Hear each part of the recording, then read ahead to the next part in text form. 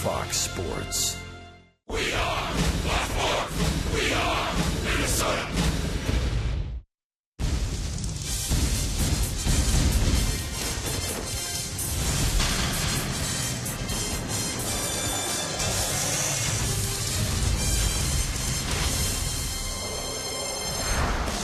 On a sunny afternoon in Minneapolis, the Twins resume their series with the Oakland Athletics, trying to bounce back from Oakland's victory in the Minnesota home opener.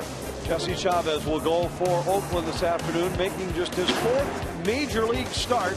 On the other side, Phil Hughes makes his 2nd start in a Twins uniform, but his first here at Target Field. In the left field corner at Target Field with Roy Smalley, I'm Anthony LaPanta. Hughes a part of the revamped Minnesota starting rotation, but it's their lineup that has been raising eyebrows around baseball. 41 runs scored, 5th most in the league, and they've been led by some power in the middle of the lineup, including a former Twin who's come back to his old home. 3 guys that have really been carrying the club: Chris Colabello, Trevor Plouffe, and Jason Kuble. And Colabello, we talked about a little bit earlier in the pregame show, shortened up his swing and has really shown some improvement mechanically. But not only that, he really believes that he can hit up here. He's accomplished everything that he could possibly accomplish in AAA. He thinks he's a big league hitter. Trevor Plouffe is showing signs of doing something they've been trying to get him to do for 3 or 4 years. Hit the ball up the middle and the opposite way to gain more consistency at the plate. We know he can hit the ball out of the ballpark to left field, but he's been a little bit inconsistent hitting the ball to right field, and it has really helped that. And now Jason Kuble, we know what a pure natural hitter he is. Had a couple of years where he had trouble with his legs again.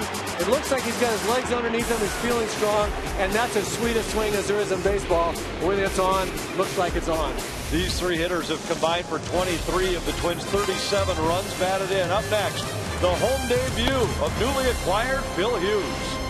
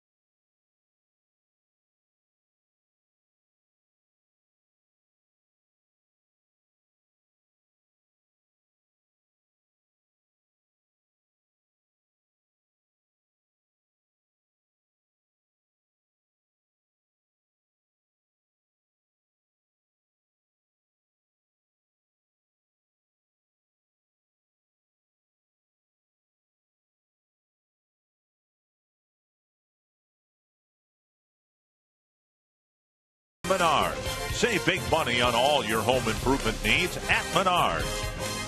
and by Chrysler, imported from Detroit.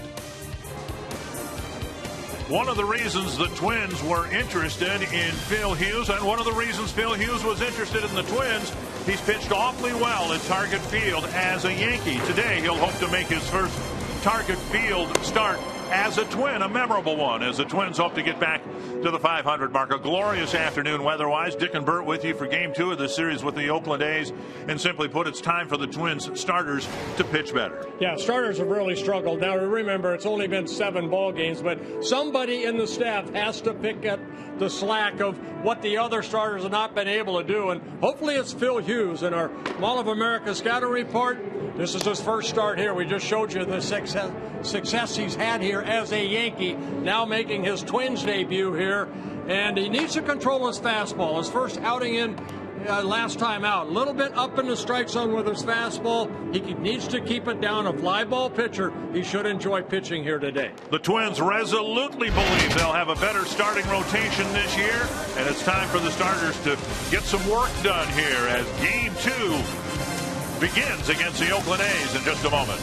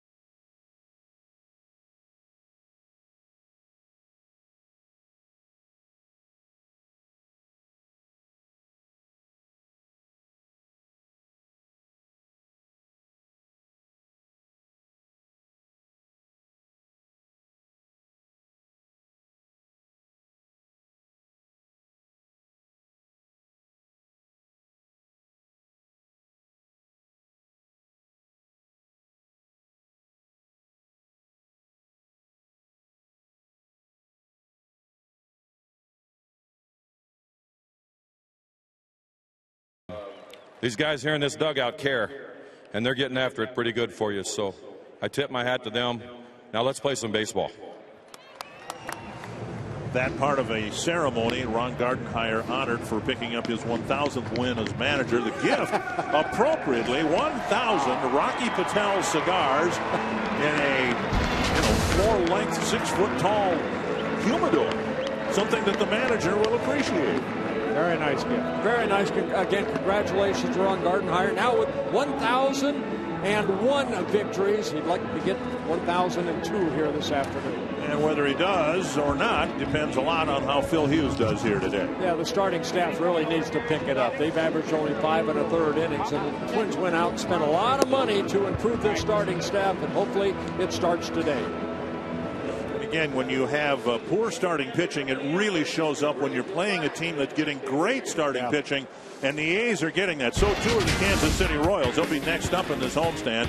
Here's Bob Melvin's Menards batting order. Sam Fold in the leadoff spot again. Jed Lowry, Josh Donaldson, Brandon Moss, Yoenis Cespedes, Alberto Callaspo, John Jaso, Josh Reddick, and Eric Sogard. Well, we talked about Phil Hughes in the open. His first start in Chicago, a no decision in the Twins' 10-9 win over the White Sox. Hughes worked 5 innings, gave up 4 runs, 2 home runs, one to Adam Dunn, a 2-run home run, and then the Diaza solo home run. 1 walk, 7 strikeouts in that outing, gave up 7 hits, but very good numbers against the Oakland A's over his career, making his 8th career start, 3-2 with a 4.33 ERA, and one of his 3 career saves have come against the Oakland A's. A high, thin clouds, maybe. Pretty good wind out of the southwest blowing out towards left field. And just a very pleasant day. Best day weather-wise the Twins have had to play baseball since they left Florida. Northland Ford defense for the Twins. Jason Kuble in left, Aaron Hicks in center, Chris Herman gets the start in right, Trevor Plouffe, Pedro Florimon, Brian Dozier, Joe Mauer, the infielders, Suzuki back behind the plate. Twins have some wrist issues, so too do the Oakland A's. Coco Crisp took a cortisone shot the other day, still not in the starting lineup. Probably won't see him tomorrow. So Sam Fold is back in the leadoff spot for Oakland. Fold getting the opportunity to play here. Last year with the Rays. You can see Trevor Plouffe at third base take the bunt away from this little speedster right here. A guy you want to keep off the bases. A couple of fastballs off the plate, 2-0.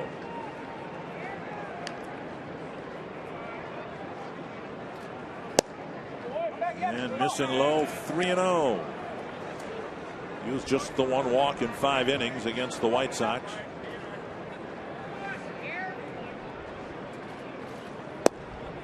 And a 4-pitch walk.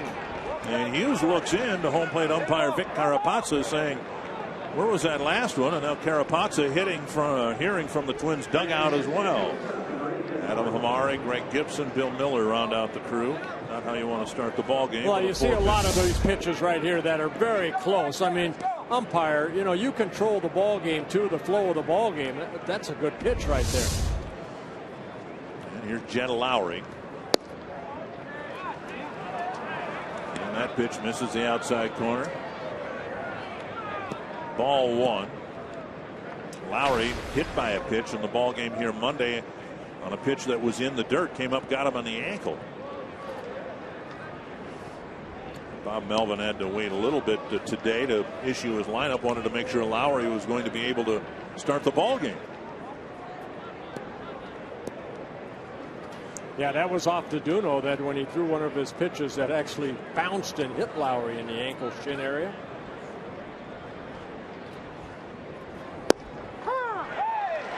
Well, at least we know the umpire now can put up his right hand. I don't know that the Bronx cheer is for the former Bronx bomber Phil Hughes or the home plate umpire, who fans are a little frustrated that more strikes weren't called. 1-1. Now down and in, 2-1. The A's have beaten up on the Twins, literally. I mean, it's been a bloodbath in terms of runs scored. 7 straight wins against the Twins. At least 8 runs scored in every one of those 7 wins. See if Hughes can put up a 0 here in the first inning.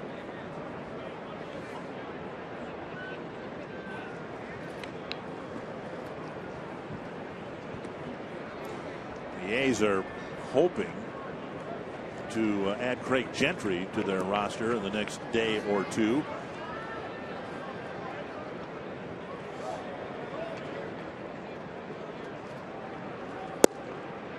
Three and 1. And to accommodate Gentry's addition to the roster, somebody's got to go. Fold would seem to be one of the least likely people to go, since he is so valuable as an extra outfielder. Josh Donaldson on deck.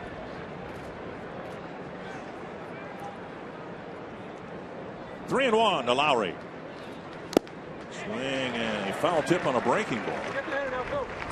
That's that little cutter right there that Hughes features. Also a big slow curveball. He'll throw that curveball different speeds, a big slow one, and then when he does have 2 strikes, maybe in a situation where he's ahead in the count, he'll throw that little harder curveball. Pretty good bet Fold will take off here on 3 and 2. There he goes. Check swing, and it's ball 4. So the game starts with a pair of walks from Phil Hughes. First and second, nobody out.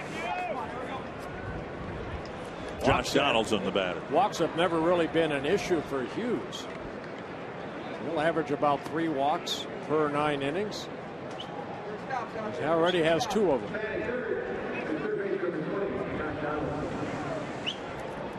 Well, Donaldson, one of those guys that has really enjoyed hitting against Twins pitching. Currently on an 11-game hitting streak against the Twins where he's hitting .429, dating back to a couple years ago. First week of the year had an 0 for 20, so his batting average recovering, and he puts a pitch up and spins on it, fouling it back. 1 strike. Donaldson, a breakthrough year last year, 24 home runs, 93 RBIs for the Oakland A's, hit .301 in 158 ball games. Former catcher, converted to a third baseman.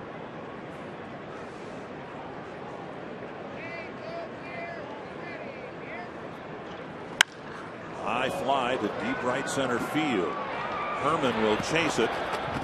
Ball played off the wall by Hicks on the second hop. The runners are 15 feet apart from one another. First one coming through, and he'll score. Lowry was right on the heels of Fold, and Fold scores. Lowry held at third, and it's a 1-0 ball game. Well, Mike Diego, the third base coach, as he's watching 2 guys come right at him. And he tells Fold to go, but then at the last second he tells Lowry, hold up.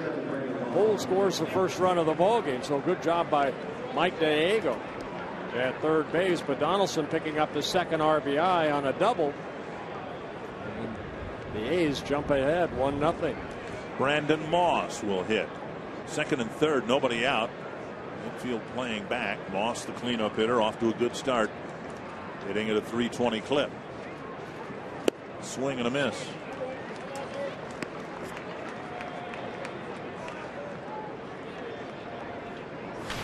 A's winning the division in the Western Division the last couple of years. Moss a big part of that last year. 30 home runs, drove in 87 runs in 145 games. Swing and a foul, 0-2. He was unfortunately in a situation where he could really use a strikeout. Mentioned the A's have pounded Twins pitching in their 7-game winning streak, outscoring the Twins 73-22. Now there's the walks to innings pitched for Phil Hughes. So yeah, less than 3 walks per 9 innings. Excuse me, the strikeouts to walks. Moss strikeout prone. He makes contact here. 446 at bats last year and 140 strikeouts, so nearly 1 strikeout per 3 at bats. Hughes will try to get him here. Keep this a 1-0 ball game.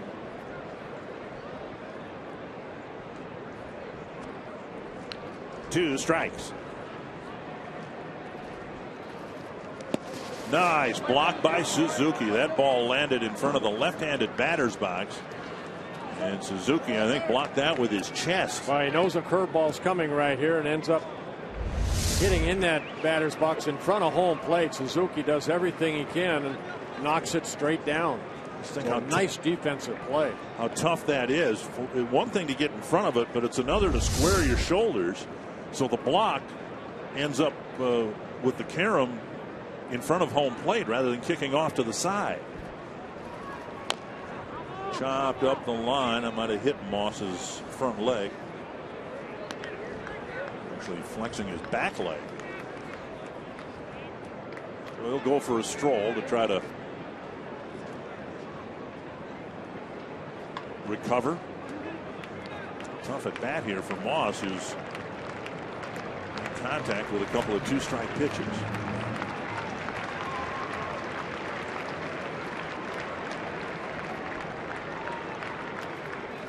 Slow breaking ball, and again. I don't think he can limp because I think he's fouled the ball off of each leg. They both hurt right now. That, I think, was the front leg. All right, where's that pad for a reason? 3 2-strike fouls.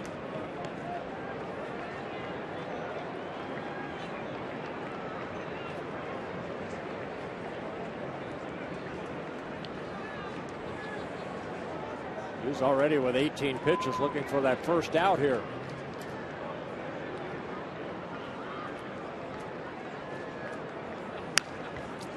left up, spun back 95 miles per hour, but Moss was able to get a piece of it.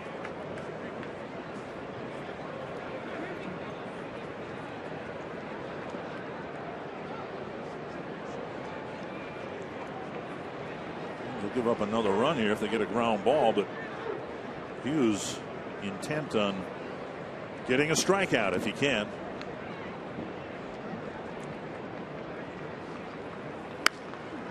Another foul. 4 of them now with 2 strikes.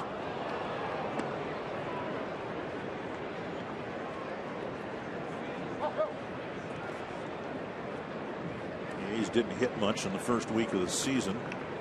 But swinging the bats better in their series finale out in Oakland. And obviously swung the bats well again against the Twins here on Monday.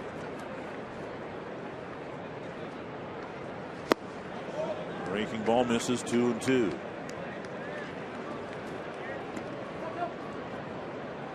Both teams took batting practice today, something that doesn't regularly happen before a noon game. They'll do it again tomorrow because both teams have not taken the amount of batting practice they normally would with weather issues. The Twins in Chicago and Cleveland.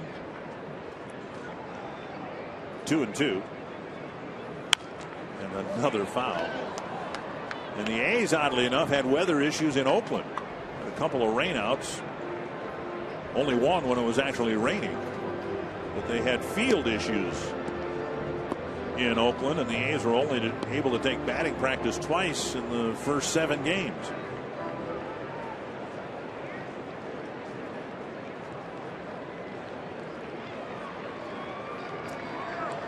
Six 2-strike fouls. Add it all up, this will be the 11th pitch of this at bat. 2-2. And a little looper will score at least 1. In fact, it'll score 2. And it's very quickly 3-0. And a great at bat for Brandon Moss. He fought off that fastball up and in and just hit it the other way softly. So Moss picking up his 8th and 9th RBIs of the year. Hughes struggling here. The first 3 batters score. You've had a lot of at bats like this. You're throwing everything up there, and then the guy finally ends up doinking one in for a hit. Well, that little spinner right there, and Moss staying with it. A good at bat, just flares it into left field. Very quick 3-0 lead. A couple of walks, a couple of hits, and Cespedes will hit with still nobody out in the inning. Ball 1. And this guy right here, Cespedes, has destroyed Twins pitching, especially here at Target Field. 14 for 28 here at Target Field, a .500 batting average with 14 runs batted in 7 games. Foul back. 1-1.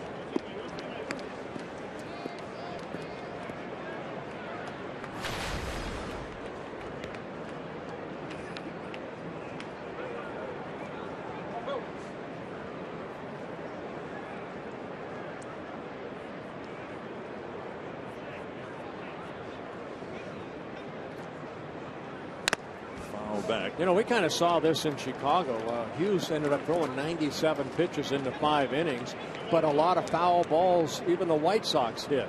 That high fastball, it's good enough to maybe be there, but the hitters can foul it off. Shades of Scott Baker a little bit. Yeah.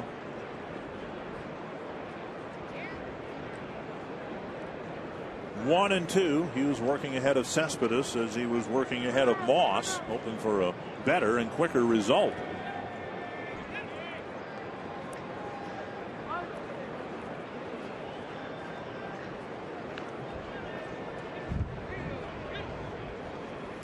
Popped up, foul ball, out of play. We talked about the A's and how they've really enjoyed hitting against Twins pitching. Now, last year, the 4-game sweep in Oakland, but that's, it's not fun to be a part of it, but the Twins team was fading down to the end of the season and the A's were playing their best baseball. Those things are going to happen. But it's amazing that it's the most consecutive games against an opponent with at least 8 runs in athletics history. Yeah, they're hitting .358 during this streak, and they have outscored the Twins 73-22. But just think about it. We're talking athletics history, not Oakland history. Going back through the years in Kansas City, and while the Twins weren't around, the A's were in Philadelphia before that. And they're off to a good start here this afternoon. 1-2. Cespedes taps another foul. And all the while, the pitch count mounting for Hughes. This will be his 30th. He still doesn't have an out on the board.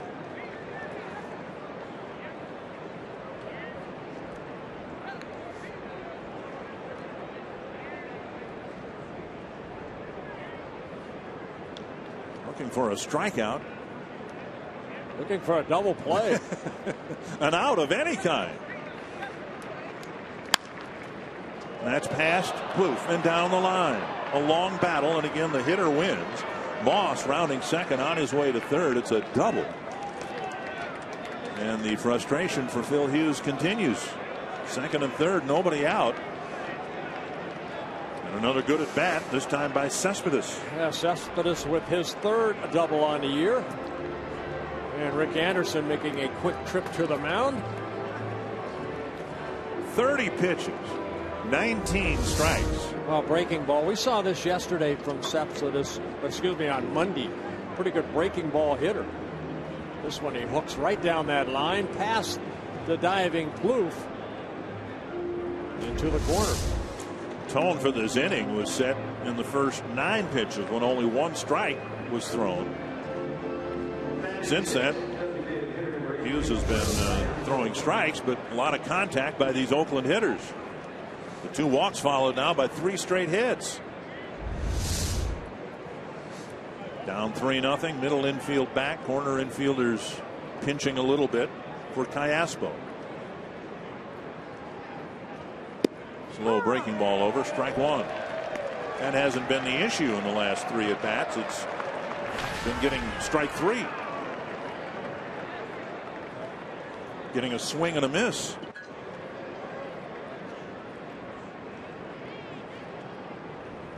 One and one. Callaspo last year started the season with the Angels, traded over in late July to the A's.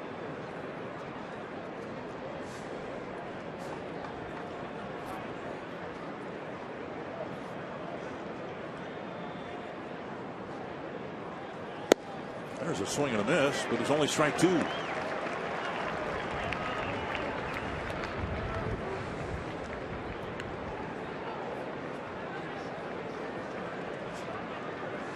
Hughes signing a 3-year contract with the Twins over the winter as a free agent.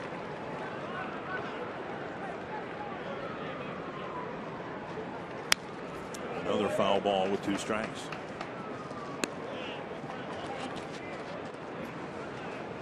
Thirty-four pitches, and it seems like half of them have been 2-strike fouls.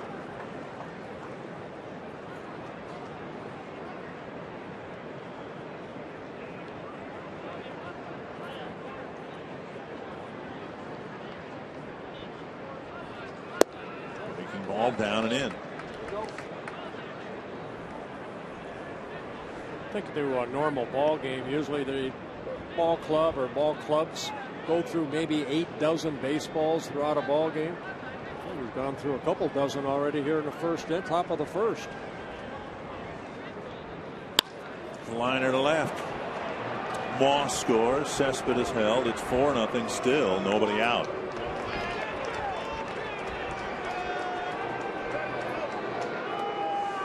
Well, not your Twins debut Phil Hughes was expecting.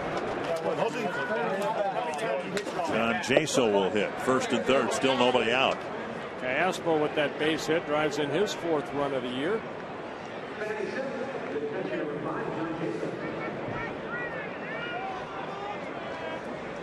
Jaso getting a chance to catch here today. Derek Norris doing most of the catching for Oakland this year. Jaso in his 2nd season with the A's came up with the Rays, spent time with the Mariners. Swing and a miss, 1 strike.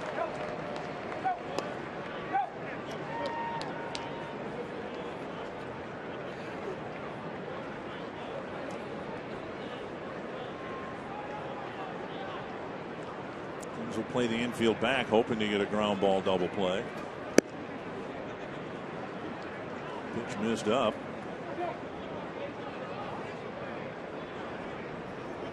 Going to Vic Carapazza.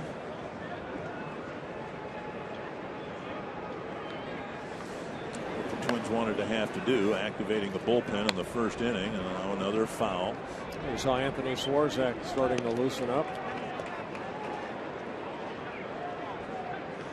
I guess the job that Duno did on Monday, you know, kind of gave the bullpen a couple days off. But this is not the way you want this game to start.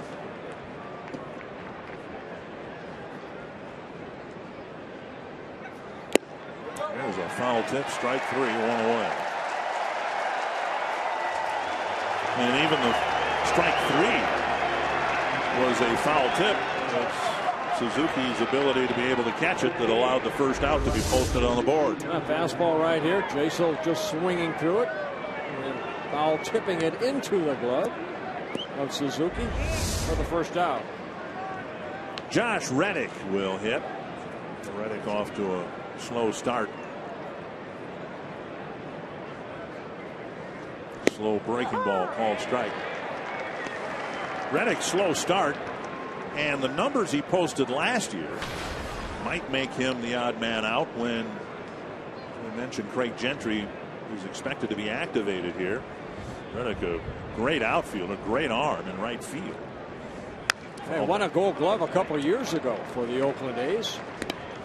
Last year he had some wrist issues, ended up having some surgery in the offseason, and that helped explain why his numbers were down across the board last year. Yeah, he hit only .226 in 114 ball games, but did hit 12 home runs. 0-2. In 2012, he hit 32 home runs. Just off the corner. I just thought he might have gotten a called third strike there.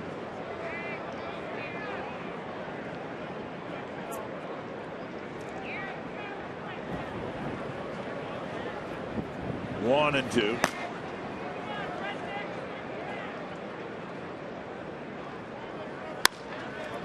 Should be two. Florimon steps on the bag, puts an end to an ugly first inning. 4 runs on the board for Oakland, and a quick start against Phil Hughes.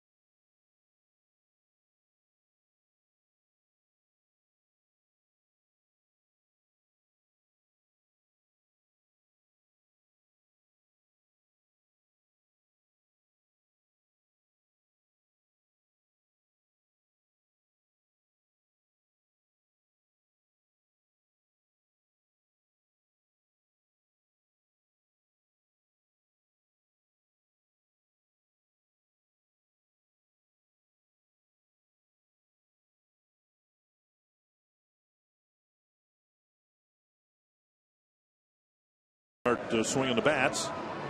See if they can get things going here.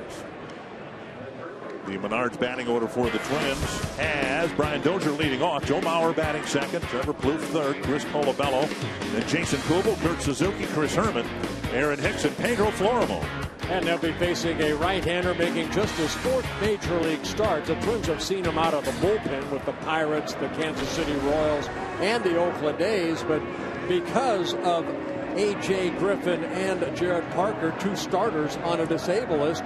It's Chavez that is put into the rotation, coming off a very good start in his start against the Seattle Mariners, a no decision in an A's 3-2 win. And he had a good spring training too. He did his part. It was apparent as spring training unfolded the A's might have some openings. And Chavez, all 6'2", 160 pounds of him, and that might be generous. He stepped forward and won a spot in the rotation. Strike 1 to Brian Dozier. Strike 2. They said that Chavez, you out of the bullpen, you come in, you throw strikes, and that's what they say he's been able to do. Come in and throw strikes. And with a 4-0 lead, that's exactly what you want to do. Attack the strike zone. Popped up, short right field. Coming in is Reddick. 1 down. And that'll bring up Joe Mauer. Northland 4 defense for the A's. Yoenis Cespedes is in left field. Sam Fuld in center. And the former Gold Glove winner Reddick in right. Josh Donaldson at third. Lowry, Sogard up the middle. Moss at first. And Jaso behind the plate. Mauer at the plate with 1 gone. Down and in. Ball 1.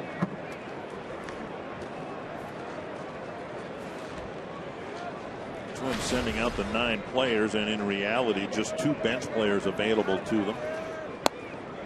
Called strike 1-1.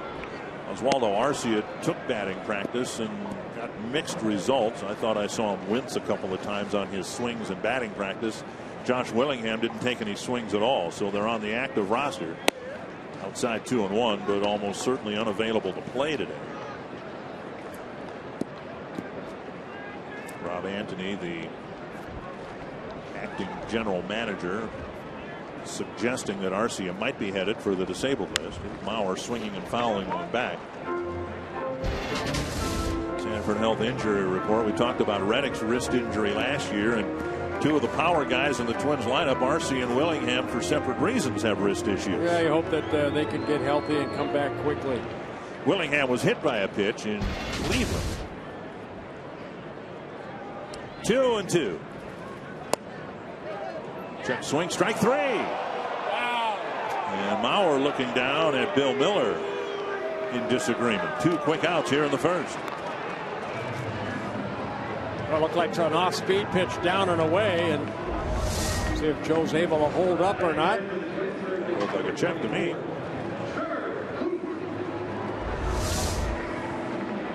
Two down, and that'll bring up Plouffe.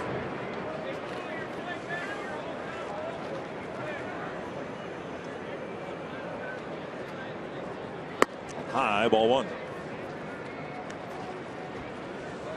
Chavez going about his work here. Blessed with an early 4-0 lead. Throwing strikes. Chavez, 30 years old. This is his 193rd major league appearance, just his 4th career start. 9 major league wins. This one dumped behind first. A long run for Sogard, and that ball will land for a hit. Plouffe flares a single. Moss never went after it. The second baseman Sogard went for it, and it landed at his and Reddick's feet. Sometimes the ball is hit in no man's land. Exactly right there. A little flare in the right field. And Reddick, the Gold Glove winner, I mean, he was playing pretty deep out there. So this ball hit just in the right spot. Sogard, good speed. Moss had no chance to go get that ball. Only Sogard and Reddick, but the ball falls in. Bring up Chris Colabello, who's hit in every game so far this year.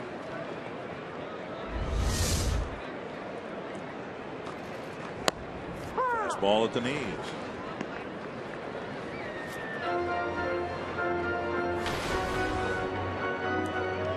Nice article on the Twins website about Chris Colabello, about his attitude toward the game. He could have played in Korea. He wanted to give it one more shot, and the confidence that he has just in spring training.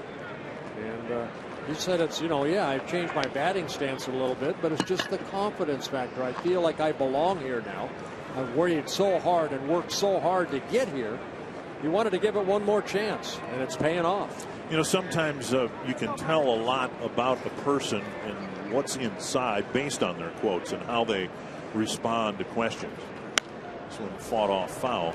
And the most telling quote, I think, from Colabello I've seen talked not about his hitting, although that's certainly been the story, but the challenge of playing right field. Somebody asked him about, in the big leagues, you're going to go out and play right field. He says, it'll be a challenge, but I've never been one to back away from those. And within that comment, I think you have the best explanation as to why this man is here. He accepts challenges. And he takes a called third strike to end the first inning. A hit, but a first inning owned by the A's as they jump out in front 4-0.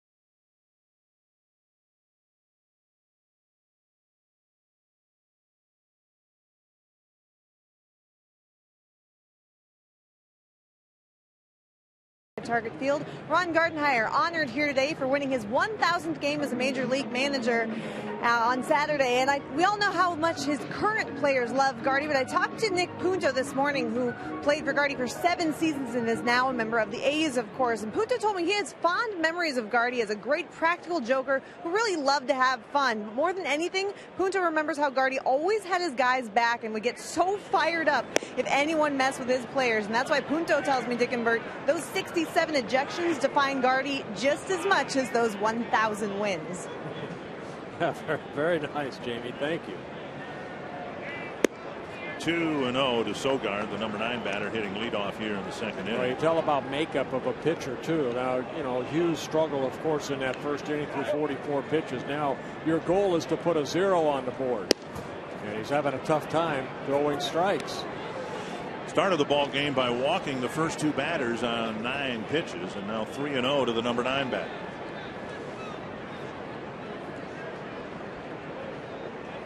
Yikes. Oh, he got a gift there. That pitch looked like it was well outside, but Rapaxa called it a strike. Quit umpiring up here. I got a pretty good view. I'm right behind home plate. That looked like that was outside. Now, same pitch, call the ball. And another leadoff walk. Third walk for Hughes. And bring up full.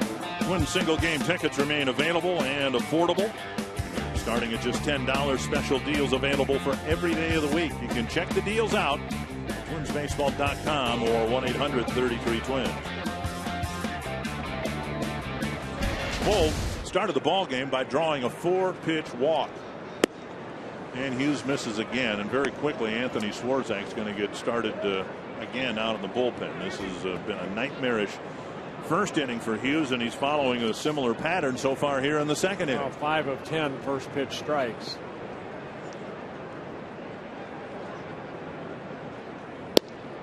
One and one. Hughes faced 8 batters in the first and retired only the last 2, getting Reddick on a ground ball double play.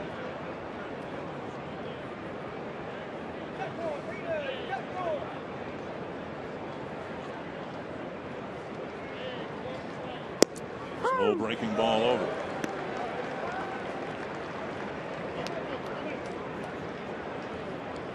Another 2-strike count. Hughes had a lot of those in that first inning. Getting strike 3 was a challenge. Finally struck out Jason on a foul tip. Down and away. 2-2. Already 53 pitches for Phil Hughes. So it'll be a bullpen day regardless of what the score is. Hughes hoping to pitch deep into the ball game, but that's almost certainly not going to happen here today. Driven down the line to the twist foul. Even that pitch up in the strike zone.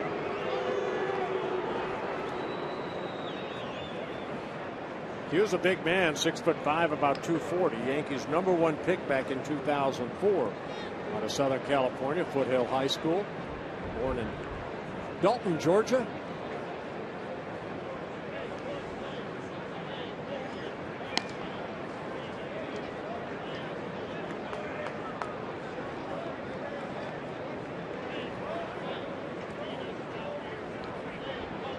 Two and two to fold.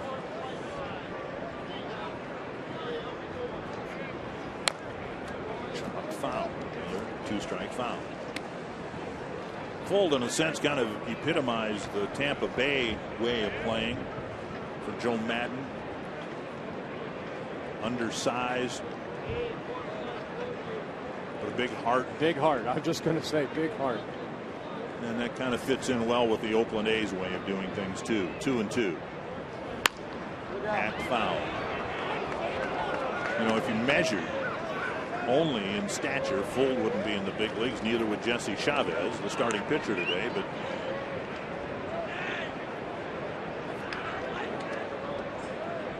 Fuld has been around for a while now with the Oakland A's. Came up with the Cubs in 2007. 3 seasons with the Rays. Breaking ball. Another 2-strike foul.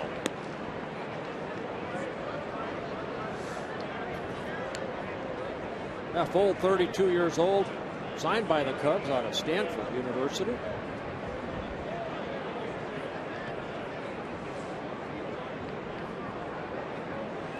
Two and two. My goodness. That was the 15th 2-strike foul already thrown by Phil Hughes.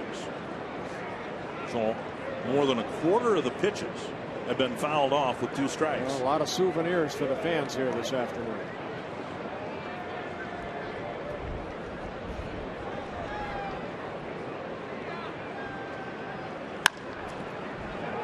Dozier with a nice play.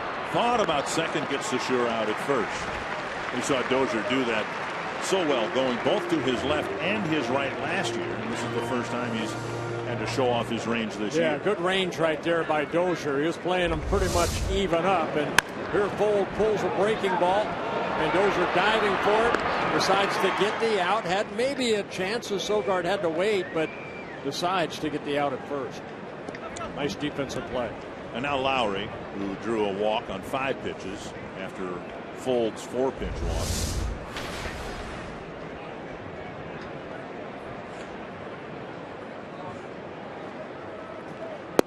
Breaking ball, strike 1.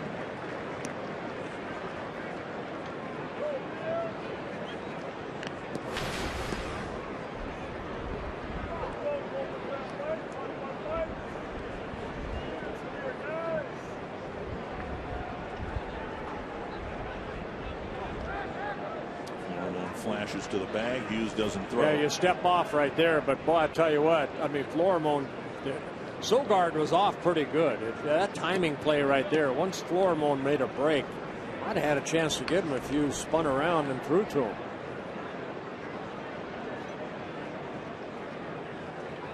A swing but a strike. Now we'll see how many pitches Lowry fouls off. You know, Greg Gagne was really good at that. But I bet you I picked off 3 or 4 runners with when I was out there. And that's a big play when you have a shortstop that's quick, like Florimon and Greg Gagne. They give you that little open glove. You spin and throw. And you make a good throw, you got a chance to get an out. Foul tip. Suzuki can't hang on. Well, Suzuki claiming he was pulling the foul tip out of his mitt, and here comes Ron Gardenhire.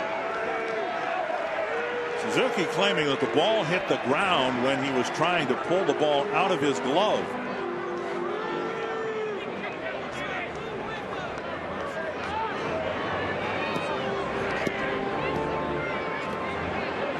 Gardy has a chance, an opportunity to appeal this. I don't know that this is an appeal. Clearly right there, he has it in his glove and then rolls out of his glove. Yeah, he had it long enough. Well, again, I don't know whether it applies to catchers, but we've seen it in the outfield and in the neighborhood play, middle infielders. Right. You have to voluntarily extract the ball with your throwing hand for it to be called an out. But he had it long enough to turn the glove around, so it was embedded in the glove. Josh Hamilton had a catch he thought should have been made last night, and instead the replay ruled otherwise because he didn't extract the ball out of his glove. Now, if it applies to a catcher in the catcher's mitt, I mean, how many times have you seen a catcher in a foul tip just show the umpire with the ball in the catcher's mitt to get the called third strike? I don't believe this is a reviewable play on a foul tip into a catcher's mitt. And they're calling him out. And now Lowry will shrug his shoulders, and here comes Bob Melvin.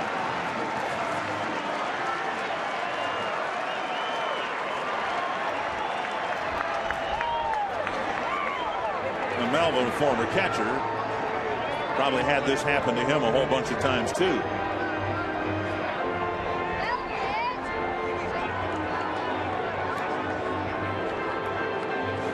We have a reviewable plays manager challenge little sheet here. I don't see anything on this right here. No, and if it's not on that sheet, it's not reviewable. I guess that's my point. There, it's clearly in the glove. Yeah, see, I mean, he had it and then it just rolled out, but he had it long enough, I feel, to be merited a called third strike and an out.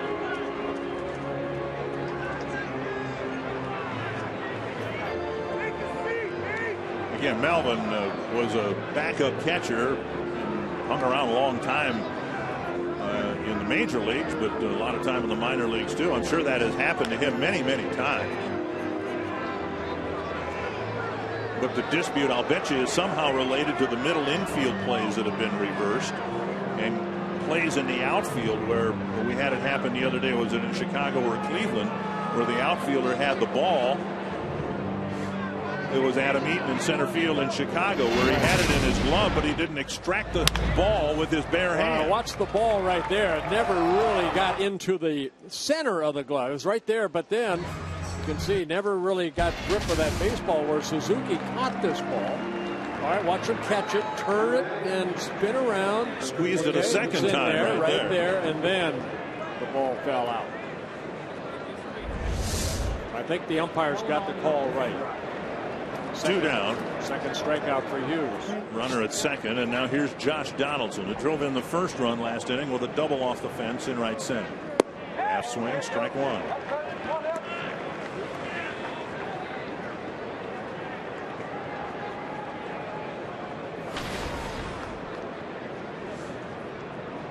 A couple times in this series already, we've seen Donaldson utilize that power to right field, a couple doubles off that wall. Down and away, 1-1. Well, it is critical for Hughes to keep this game within reach. It's already 4-0, but you're dealing with an Oakland pitching staff that starters have really been good, and the bullpen has been really good. You don't want this thing to spin completely out of control. A little nubber, and it looks like Hughes will have succeeded in pitching around a leadoff walk in the second, something he could not do in the first.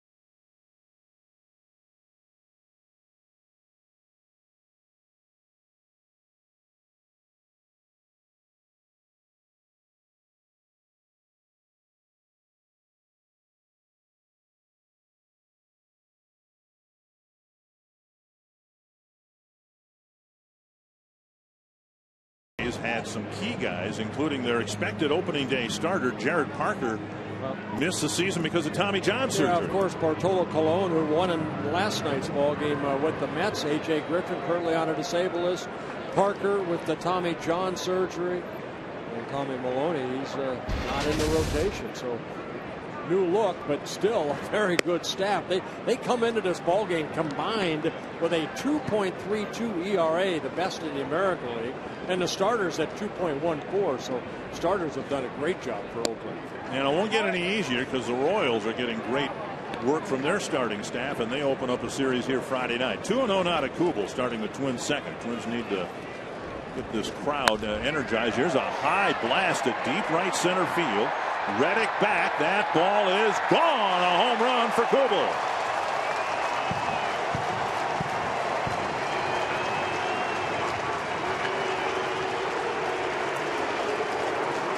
Kuble's first of the year, the fourth Twins home run. They've all come with the bases empty. Well, for Jason Kuble, his 140th Major League home run, and 105 of those have come in a Twins uniform. Little cutter down, and Kuble drops the barrel of the bat and hits it into the stands in right field. And that'll bring up Kurt Suzuki. Well, it's picked up everybody in the dugout, and we'll see if it can help pick up the crowd here that has to have been gagging watching the first couple innings here. Down and away, ball one. Suzuki at 389. You look at the middle of the Twins lineup, not including Joe Mauer or Josh Willingham or Oswaldo Arcia. And you got batting average in the high 300s in the 3 through 6 spots. There's a called strike. Bluth at 370, Colabello 370, Kuble 381, Suzuki 389. And Carapazza, hearing it from the Twins, a dugout a little bit. I do think that as poorly as Phil Hughes has pitched here today, they feel that Carapazza's kind of pinched him a little bit around the edges of the strike zone. 2-1.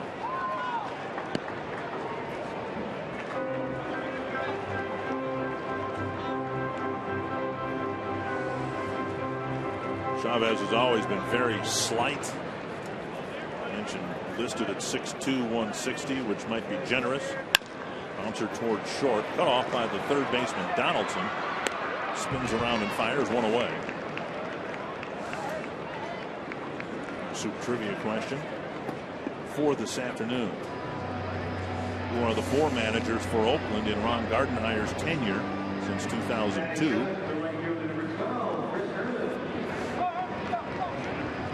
Well, there's one right there. That's all we need to get up here in the booth. The current manager, Bob Melvin. Here's Chris Herman, first at bat of the year. Herman summoned from Rochester with the injury situation, particularly in the outfield, but oddly it was an infielder, primary infielder, Jason Bartlett, who went on the disabled list to accommodate Herman, who falls behind quickly 0-2. Again, Rob Antony suggested Oswaldo Arcia might be headed there. 2 down. Herman's at bat, last 3 pitches. Strikeout number 3 for Chavez. Since late 1986, the Twins have had just 2 managers, Tom Kelly and Ron Gardenhire. And the Cubs have handed the reins over to 15 different guys in that time. That might explain part of the problem. Here's Aaron Hicks with 2 gone in the second. Strike over the inside corner.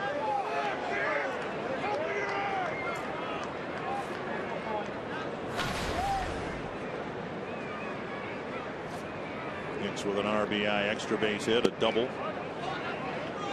And the home opener on Monday. 1-1.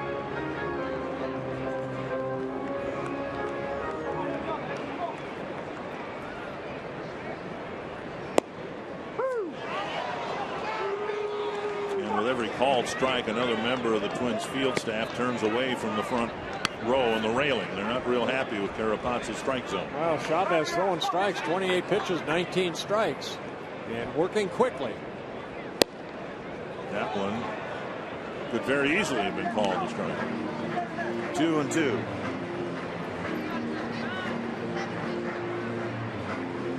Kuble golfed one out. Twins are on the board. It's 4-1.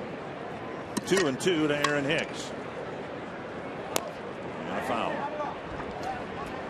When Chavez was with the Texas Rangers, they had him utilize a nutritionist in the off-season, trying to get him to beef up a little bit. And the nutritionist helped put 20 pounds on Chavez. But then through spring training, he lost it all anyway.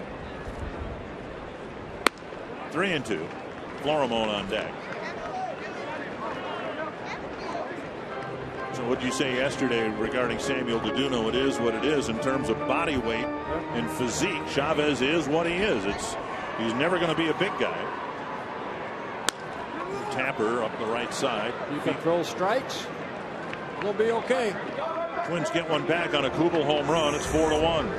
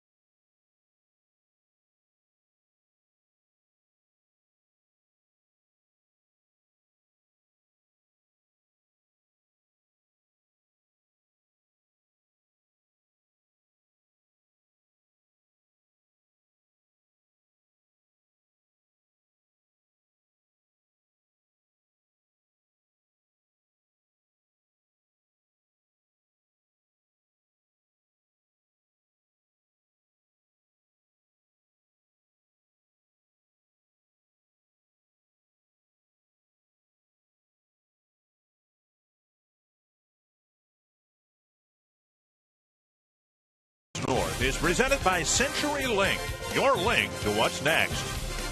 By Northland Ford. Visit northlandford.com and your local Northland Ford dealers today. And by Grand Casino. The best stories start here. 4-1. Jesse Chavez take to an early lead, and now Phil Hughes will hope to take this game as deeply as he can. With 66 pitches thrown, 44 strikes, and large percentage of those strikes, 2 strike fouls. 1-1 to Brandon Moss. He needs a couple quick innings here. 44 pitches in the first inning, 21 in the second. Moss got the big blow in the first inning, a 2-run base hit with a couple runners in scoring position. We've seen more breaking balls from Hughes than we saw in his opening game against the White Sox. A breaking pitch there is tapped foul, 1-2.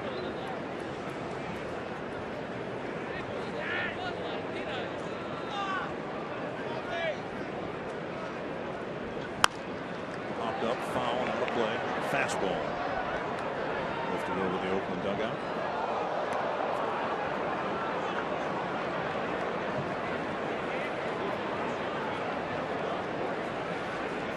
It's a beautiful day, and the Twins are hoping to come back and win this ball game. Their fans who have taken off from work, maybe even from school, to be here today.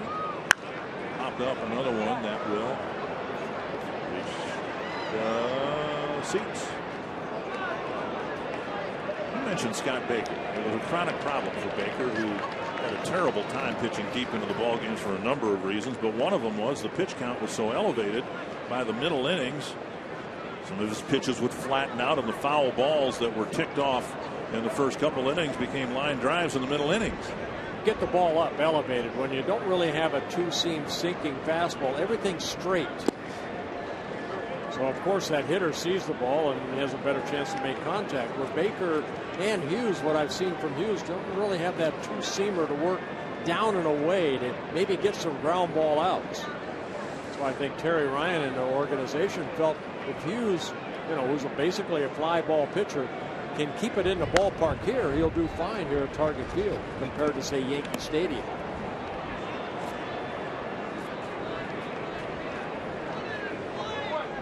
Two and two to Moss. Had a long battle, not as long as Donaldson's, but a long battle in the 4-run first inning. Ended up driving in a couple of runs with a single. 18 two-strike fouls already. Pop up behind second base. Hicks comes in. And that is the first out of the third inning. This season, Saturday baseball comes to America's newest sports network, Fox Sports 1. The Red Sox go to New York to take on the Yankees. Fox Sports 1 is your home for baseball every Saturday, starting this week at noon Central. To find Fox Sports 1 on your cable satellite provider, go to foxsports1.com. Yoenis Cespedes drove in. He didn't drive in a run, but he did get a double in the first inning. Breaking ball over, strike one.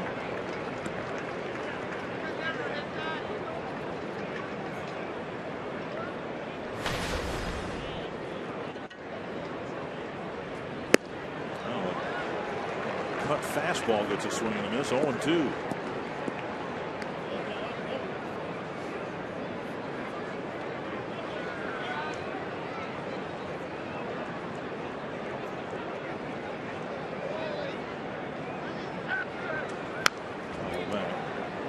This guy does not get cheated.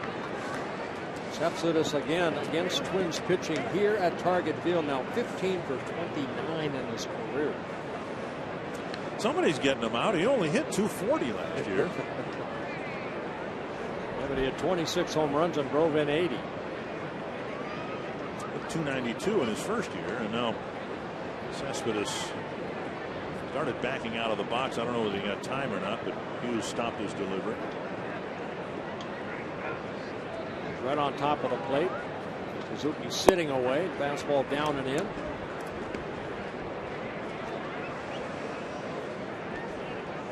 Young man from Cuba, 28 years old. Cespedes signed by the A's as a free agent in 2012. Hopped up. Short left. Florimon wants it. The wind will take it out to short left in front of Kuble, out number 2. Bring up Alberto Callasco. You look at the Oakland numbers last year. Of course, they won the division, had another great year, but they did it with their pitching staff. They didn't do it by having an MVP type season from any of the players. Oh, I think Donaldson finished what, 4th in the voting, something like that. Here's Callasco. Slow breaking ball. This time it missed. Ball 1. Well, not high average, but they hit a lot of home runs last year. Right.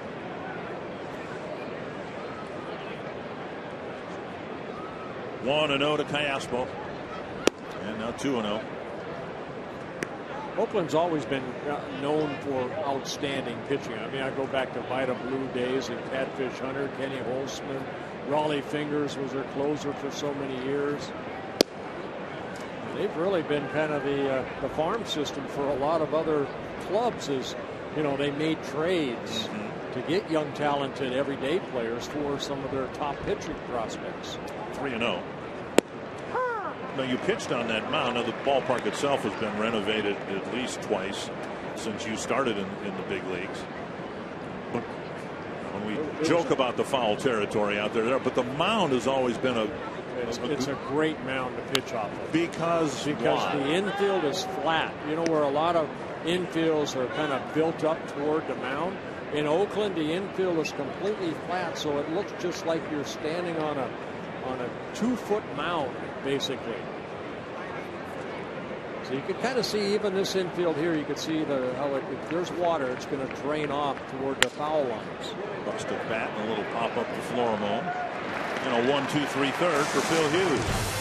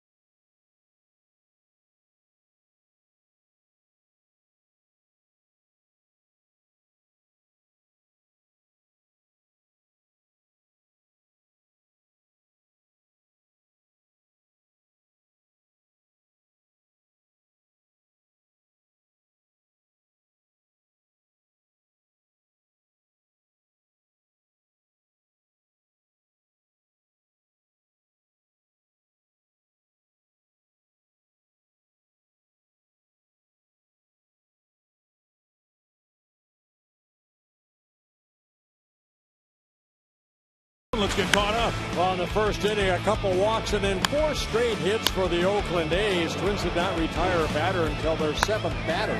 They scored 4 runs for the Twins. Jason Kuble hitting his first home run of the year.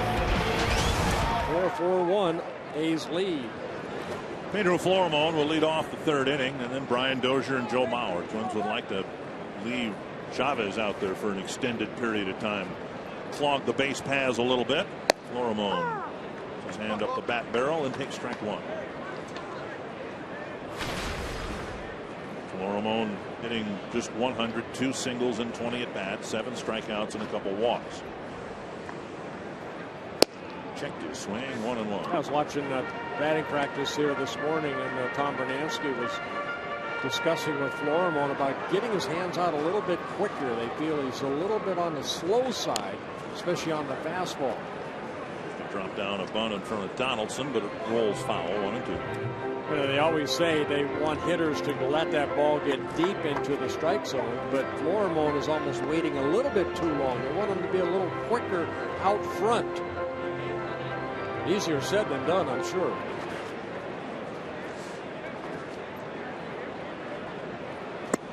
Two and two. Twins acquiring Eduardo Nunez from the Yankees 2 days ago. Signing him to Rochester, where he did not play yesterday, expected to be in the lineup tonight. 3-2. Rochester Red Wings swept a doubleheader yesterday, a couple of 7-inning games. 2-2. 3-2 rather, the count, and Florimon with a 2-strike foul. See, even that pitch right there is a little bit by him, and he just fouled it off, flicked it off to the left. Want to be a little quicker with that barrel of the bat. Get that barrel of the bat out front. Another one fouled back.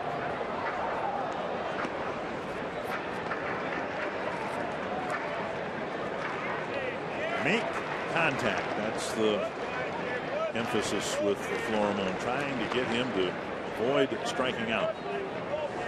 A couple of 2-strike fouls here and a full count. He strikes out on a breaking ball down and in. Pretty good pitch down and in, and Chavez picks up his 4th strikeout, first time through the lineup. Like a hard slider right there. Maybe a cut fastball. Dozier on an 0-2 pitch lifted a lazy fly ball to right his first time up.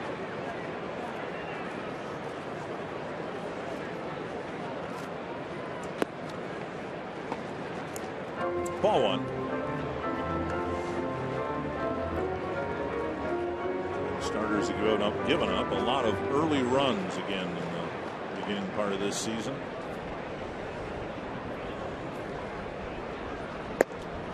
lot easier if you're a hitter. I don't care if you're a rookie or a veteran to have a better at bat when you're not behind on the scoreboard through all your at bats. Dozier considered one of the veterans on this team. This is just his 3rd year. Yeah, you know, I mean, as an offensive player, I mean, Dozier right here, he might know that he's down by 3 runs, the Twins are, but his job right here to get on base. 2-2. But, you know, as I mentioned in the open, Dick, and maybe in the pregame, the Twins have 5 starters. Other than Kyle Gibson, every Twin starter has at least 100 major league starts or more, so they've been through the ups and downs. And hopefully, you know, with the Correas and the Pelfreys and even Hughes here this afternoon, you know, they know what they have to do. Let's be more consistent. Chavez has been very consistent throwing strikes. Picks up his 2nd strikeout of the inning and his 5th overall. Bauer called out on strikes on a check swing his first time up.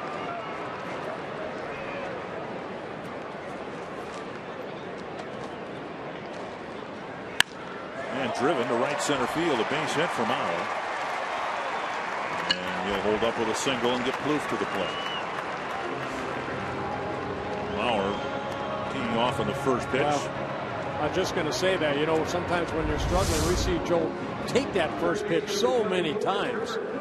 And even though, you know, he doesn't have the hits yet that we will see Joe get during the summertime, rather than take a pitch, if it's there, lines into the right field, first base hit, 3rd hit for the Twins.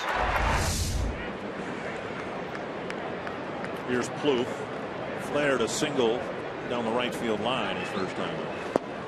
Breaking ball over. One thing we saw on Monday with Scott Cashmere against Bauer, a lot of slow breaking balls, and even the one that Joe struck out on was something off speed. Joe got a fastball right there, delivered the base hit.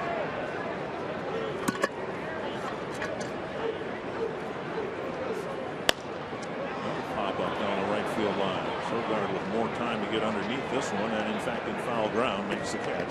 Bauer left at first. It's still 4-1.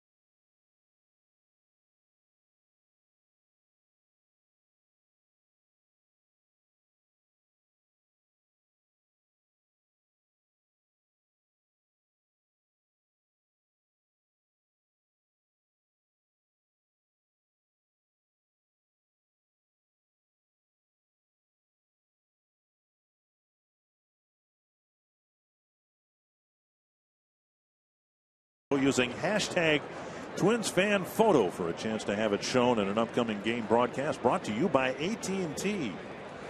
Hughes trying to forget about the first inning as best you can, having given up a couple of walks, then 4 straight hits and an early 4-0 deficit facing the Twins. They've gotten 1 back.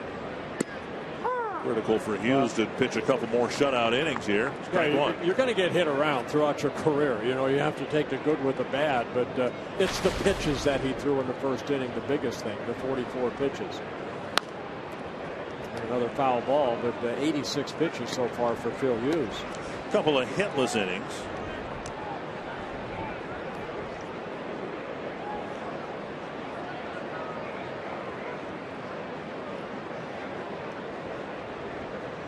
Two strikes.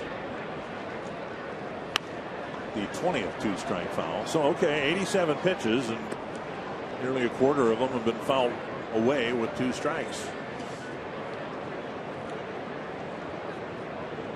Jaso struck out on a foul tip, so that's one of the 20 right there. And there was another foul tip strikeout in the second.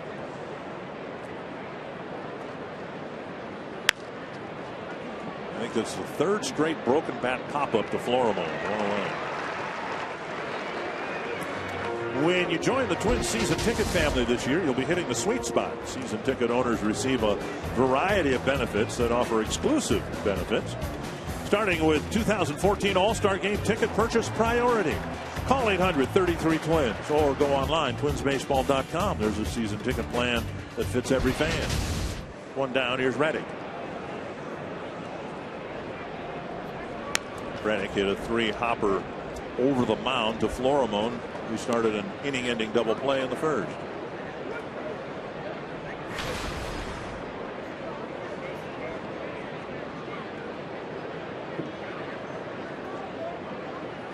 Swing and a miss. Reddick has options left. That's why I mentioned he might be a candidate to be sent down. When they activate. Swing and a miss. A 3-pitch strikeout for Phil Hughes. He picks up his third strikeout. Yeah, Reddick, you were talking last year, had a frustrating year, had some injuries that had required surgery. But 2 years ago, he hit 32 home runs for the A's. They do like Craig Gentry, and they expect to activate him. He's on the disabled list right now. 2 down. Here's Eric Sogard.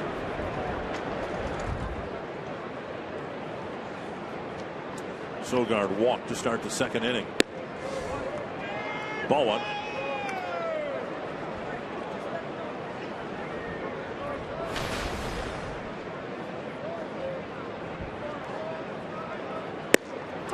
Strike.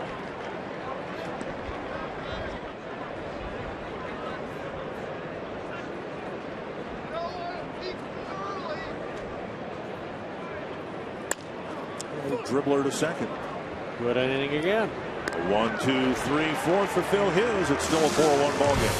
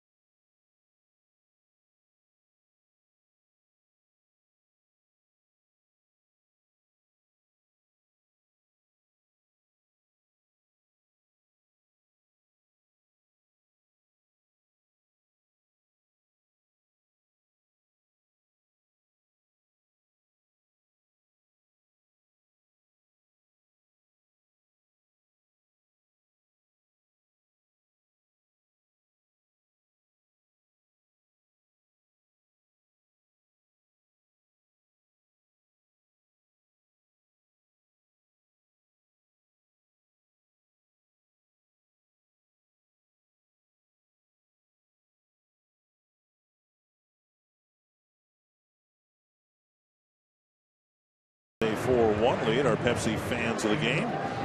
Oh, you're here by circle. Somebody's not in school today. And my position has always been, if you miss school because of a baseball game, that is an excused absence. I like they're thinking. Strike one to Chris Colabello. He'll lead off the fourth against Chavez. Working quickly, throwing strikes. This will be just his 50th pitch of the afternoon.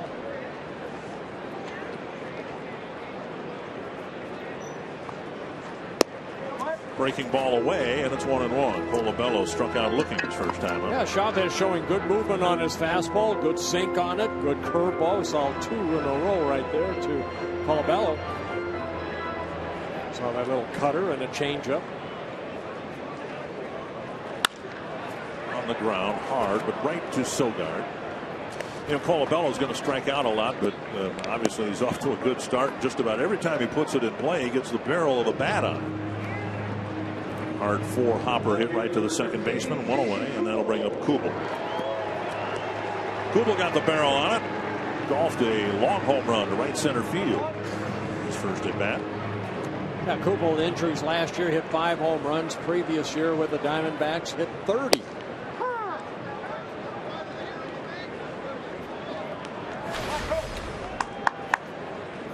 One strike. Down low, 1-1. And as his return to the Twins has begun, benefit for Kuble. When he did play, of course, in the National League, he had to play the outfield with no designated hitter. And Kuble signed perhaps the idea being he'd be a DH, but with the injury situation being what it is, he is out in the outfield today and might be for some time. Swing and a miss, 1-2. Kuble, before this pitch, kind of stepped out because Chavez was ready to throw before Kuble could get ready. Chavez working very good pace. 2-2. I don't remember teams shifting Kuble as much in his first stint with the Twins, but the A's, like the Indians over the weekend, putting an infield shift on with the bases empty, and Kuble lifts it foul over the dugout. Boy, every club's got shifts now. Unbelievable. In the second inning, well, you can shift all you want. They didn't shift an outfielder up in that top deck up there. Cutter down and in and driven a long way, and now Kuble swings and misses, and another off-speed pitch, 2 down. Big slow curveball right there. Kuble way out front, and Chavez picks up his 6th strikeout. Last fall, we sent a crew down to the Dominican Republic for a series of Twins baseball shows, and we debut them on Friday night. An up-close look at Twins prospect Miguel Sano. We'll show you how this baseball prodigy fought through a life of poverty to become one of baseball's future stars. Baseball in the Dominican Republic, Miguel Sano, Friday night after the Twins Live postgame show, only on Fox Sports North.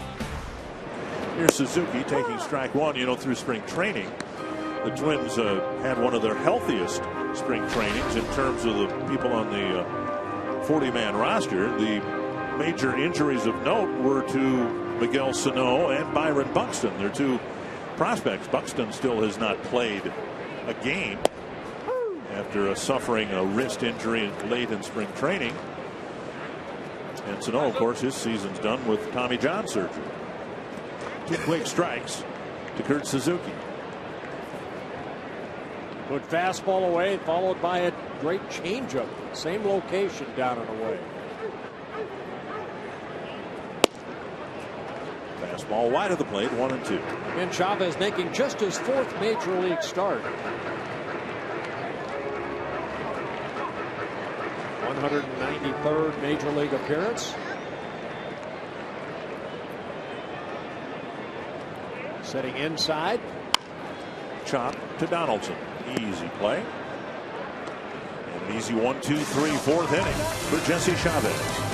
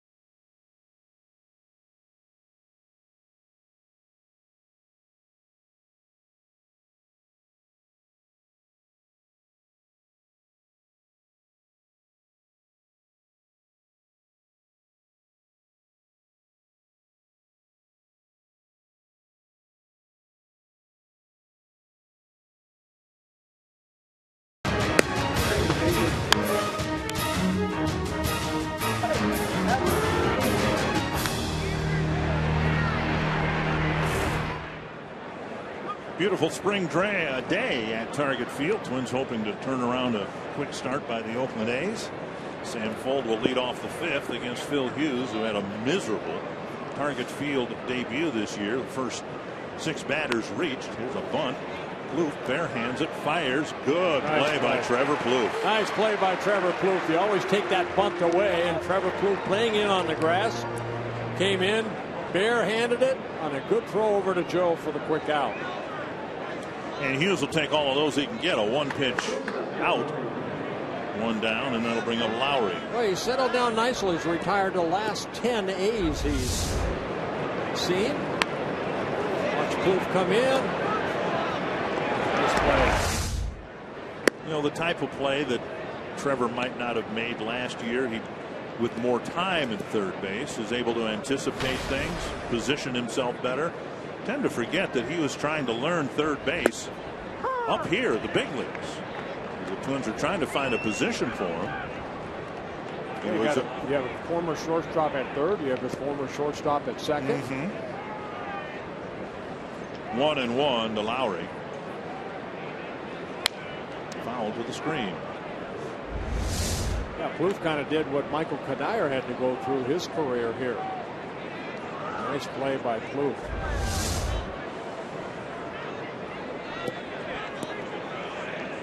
One and two.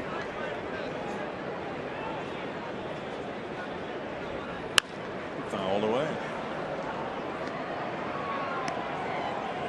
This will be the 100th pitch for Phil Hughes. He's hoping to wrap up 5 innings, and the Twins may call it a day for him. Looked for a while like he might not get through the first inning. Well, 97 pitches in that opening day start for the Twins in Chicago in 5 innings. Popped up. And Plouffe next to the mound, makes the catch up, number 2. 11 straight retired by Phil Hughes. And now Josh Donaldson. I said after the first inning, you're going to have innings that you get beat around, and you know, he is his own enemy by walking the first 2 batters, and then 4 straight Oakland A hits. But after that, he has settled down nicely. Keep your club in the game, even though the first inning got away from him. The most damaging hit of that first inning was a little flared single off the bat of Moss, but there were a couple of doubles. 1 strike to Donaldson. Driven to the gap in right center again. Herman will cut it off. Donaldson digging for second, and he will be safe. A good throw by Dozier, and they may have had him. That was a heck of a play by Chris Herman in the gap. The ball was drilled, and Herman with a good break was able to backhand it. Well, I mentioned the Donaldson's last at bat. A couple doubles he's hit off that wall in right field, and here just taking that pitch the other way. Herman does a great job, like you mentioned, Dick, of cutting this ball off and making it a very exciting play at second base. He hits Dozier. Dozier has to play the hop, and then a quick throw a little bit on the outfield side. Donaldson hustling out of the box. Doesn't take it for granted. Hustles into second base and slides head first safely. Donaldson with his second double of the ball game, his 3rd of the year. Moss takes a pitch, looked inside, called a strike.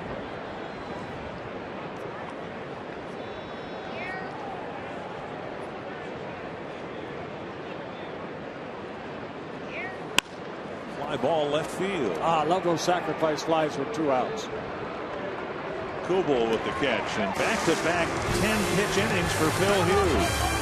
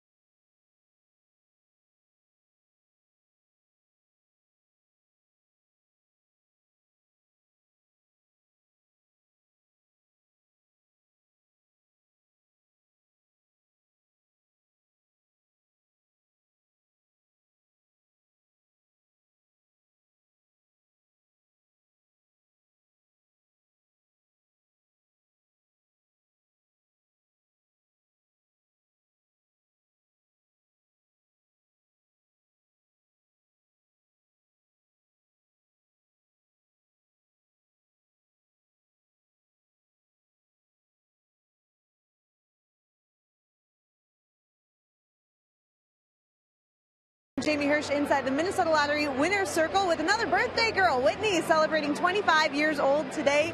Why'd you decide to come out to celebrate your birthday here at Target Field? It's kind of been a tradition for me for the past few years to come out over my birthday to see a Twins game, so lucky to have a beautiful day. Absolutely. It is gorgeous out here today. We're going to give you a birthday treat, $100 worth of scratch-off tickets from the Minnesota Lottery to help you celebrate. Cool. Thank you so much. Take a break.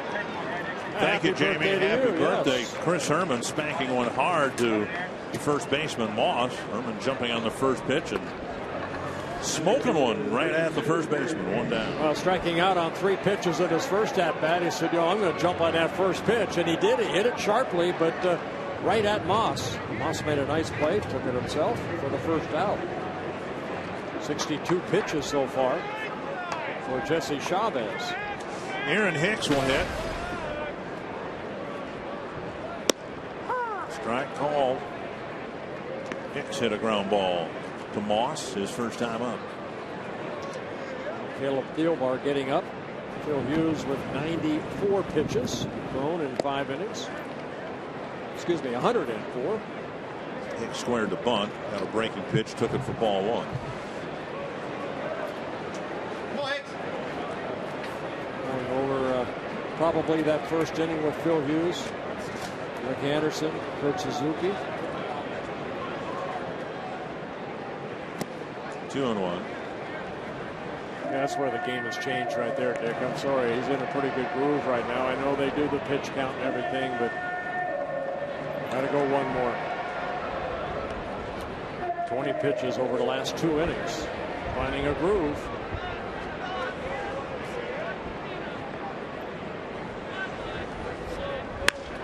And Hicks grounds one sharply through the hole to left. Just got it out of the reach of Donaldson. Big turn at first for Hicks. He'll hold up with a single. Well, I always say if you can bunt a little bit, show bunt, you're going to bring that third baseman in. And that got base hit for Hicks right there because Donaldson had to come in, maybe take the bunt away from him. Cuts down his range. Even though Donaldson dove for that ball, it got by him in a hurry.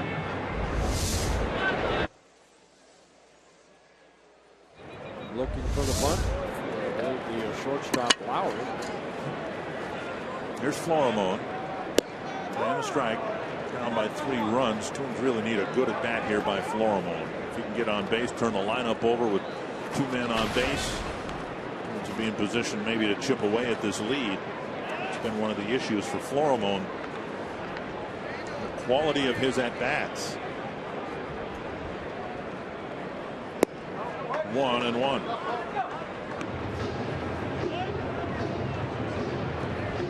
If it comes to this, if the Twins do in fact call up Eduardo Nunez to play some at short, they will get a player who can hit better than Florimone, but probably not field as well as Florimone. But I think what you're looking at, if it comes to that, is a lineup that needs to be stretched out a little bit and have a more accomplished offensive player hitting ninth than Florimone has been so far in his big league career. Chop to third. And Florimone retired. Hicks moving to second base. Well, you can get away with a Florimone in your lineup if everybody else is producing, right, too. Florimone, who hit only .221 last year in 134 ball games, struggling early here at the plate. Twins winning 3 games out of 4 on the road because they got a nice assortment of clutch 2-out hits, and they're looking for one here now from Dozier. Hit to the outfield with Hicks at second should get the Twins 1 run closer. Breaking ball, a called strike. That's the pitch that Dozier swung through to strike out in the 3rd inning. Doesn't break that much, but it just kind of hangs inside over the inside corner of the plate. Well, that's more of a get me over strike. Strike 1. Fouled away, 2 strikes.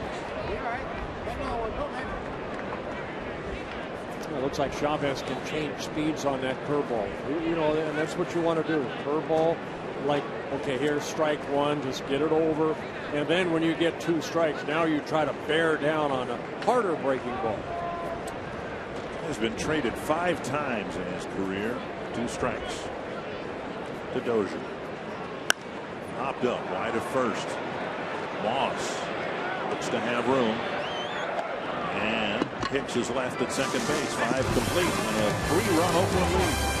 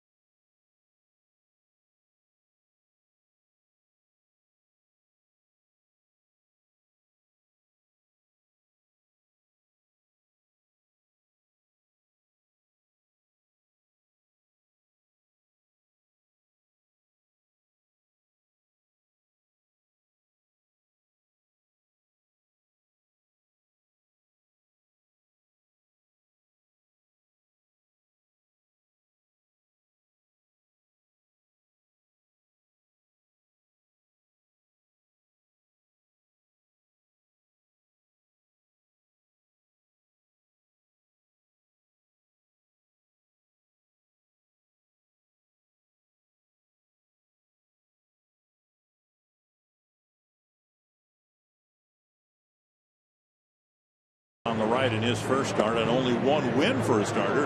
That's from the guy on the left, Kyle Gibson, who won in Cleveland in just 5 innings. Now on FoxSportsNorth.com, view photos from the home opening series against the A's and read Tyler Mason's analysis and reaction from the locker room after the game. Well, new pitcher Phil Hughes, 104 pitches, 74 for strikes, is out of the ball game, but he settled down nicely, 4 shutout innings after that 4-run first. Caleb Thielbar coming out of the bullpen, making his 5th relief appearance and his first appearance here at Target Field. Pitched twice in Chicago, twice in Cleveland. He'll face Cespedes, Callaspo, and Jaso.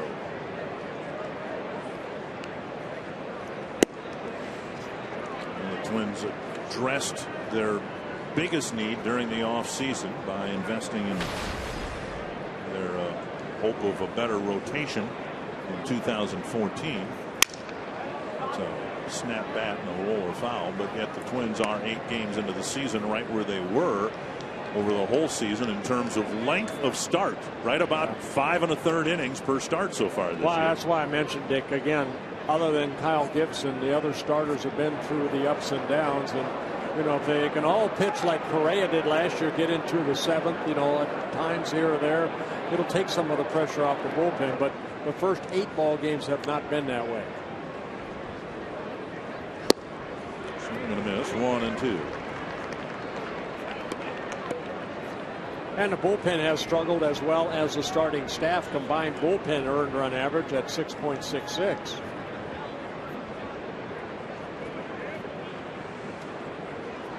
One and 2.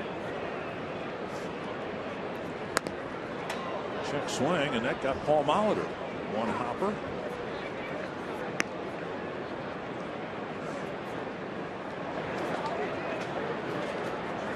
Molitor added to the coaching staff.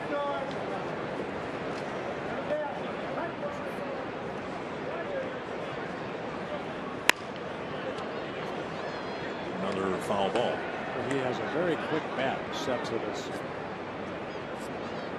One of those hitters does not get cheated every time he swings.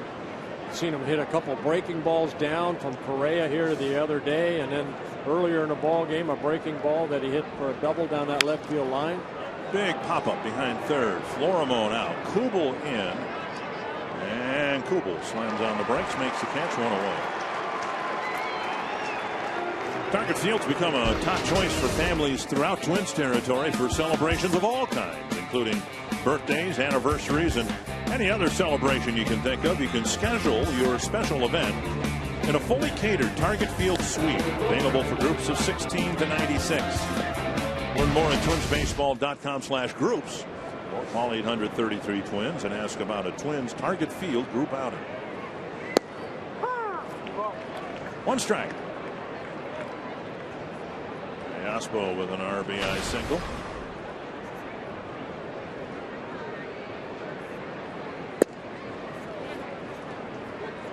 One and one.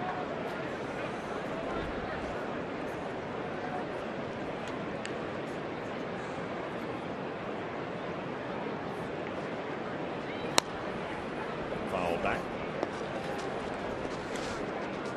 Well, Thielbar had a great year last year when he got called up. 49 relief appearances, 3 and 2 out of that bullpen. 1.76 earned run average, only 24 hits allowed in 46 innings. Yaspo chases a strikeout for out number 2. Power on display last night. Jose Abreu with a couple of home runs. Corey Hart with a couple of home runs. Ryan Braun with 3 of them, but we won't show him. Instead, we'll tell you about Zach McAllister pitching very well for the Indians as they beat the Padres. Second time in a row they beat the Padres.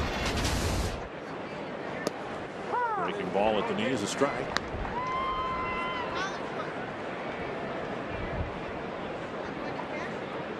Jaso struck out in the first on a foul tip, and then it'll pop up to Florimo. High pop up to right field. And Herman finally calls off Dozier, and Thielbar has a 1-2-3-6.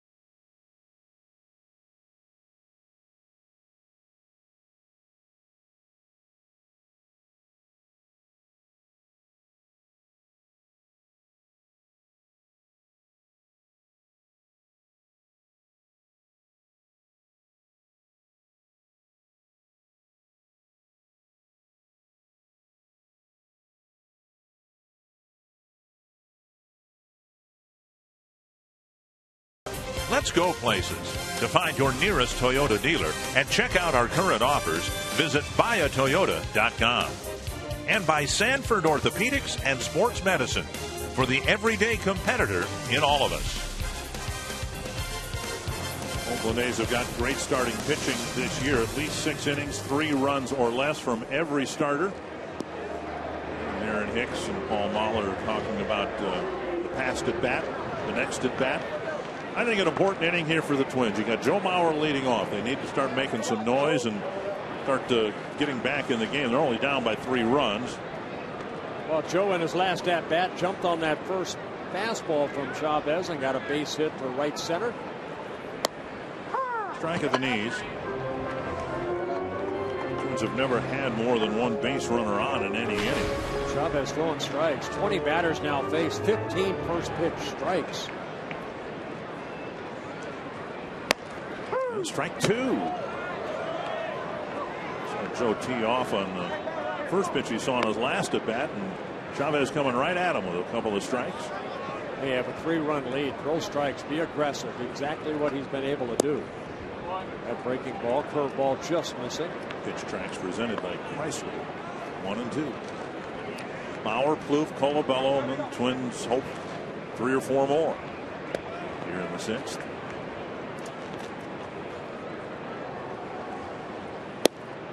At the knees, and Bill Mauer's called out on strikes for the 2nd time today. First time on a check swing. Strikeout number 7 for Chavez.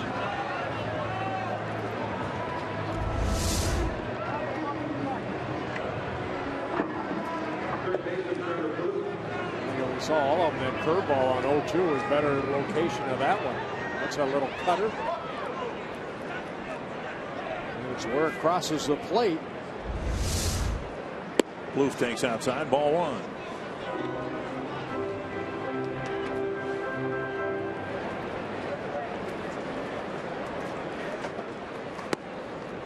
Strikeouts for Twins batters in this game. Bauer twice. Plouffe put the ball in play twice. A little flared single to right, and then another pop up down the right field line that Sogard was able to grab. 2-0. And a sharp single to center. So a runner's aboard. We'll see if the Twins can back it up with some other good at bats here. Colabello will hit. Trevor continuing to swing a hot bat. His 2nd hit of the ball game. Taking a fastball that kind of came right back into that swing zone for Trevor and right back up the middle. Good swing.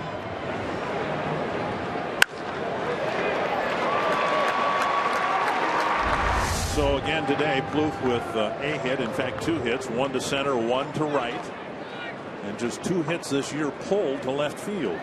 Here's Colabello, time call. You know, the hits to right field, some have been hit hard, some of them haven't, but if you don't let the ball, as they say, get deep and open up the field, you're not going to get those flared hits either. There's a high blast to center field. It's hit deep. Fold is back there, and he makes the catch short of the warning track. Well, deepest part of target field right there is toward that bullpen door at 411 feet away. And Fold, we know he didn't get to the warning track. Colabello gave it a ride. And now Kuble.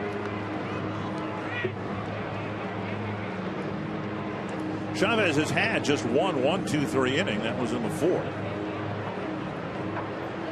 And the hits are now even at 5 apiece. But the A's strung their hits together, something the Twins have been unable to do.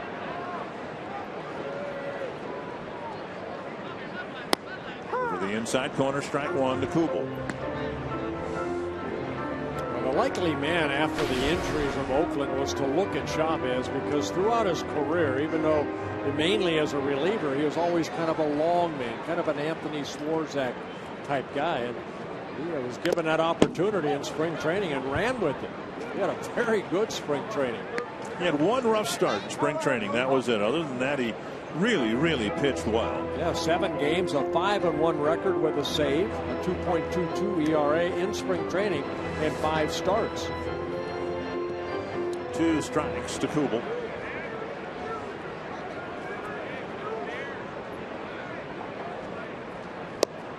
Making ball low. A's may have found a little diamond in the rough right there with Chavez. He'll come right at you. It's kind of been the franchise's history in Oakland, though, even back to their glory days. Not so much the catfish hunters. The guy was a Hall of Fame pitcher, but 1-2 to Kuble. And a sharp single to center. Plouffe will go to second and try for third. And the throw is in time to get him. Oh, boy, bad base running. Sam Fuld with his 2nd outfield assist. The Twins down by 3, make it out at third base, and we head to the 7th inning.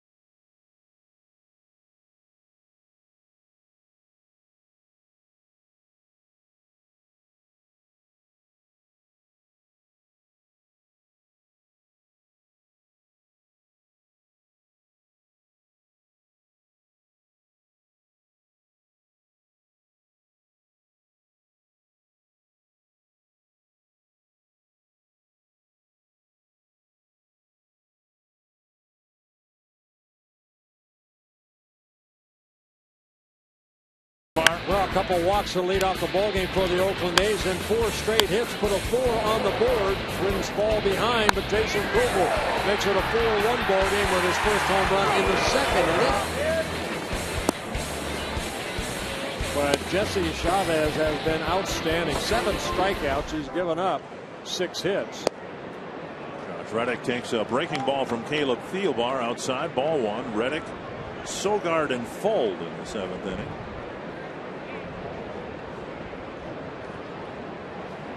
Swing and a miss. Just to complete the thought we were talking about with Chavez on the mound, you know, in the recent success that Oakland has had, in many cases, I'm thinking specifically of the Tony La Russa teams that battled the Twins in the old American League West. I mean, they had a journeyman pitcher who went to Oakland, Dave Stewart, and became a perennial 20-game winner.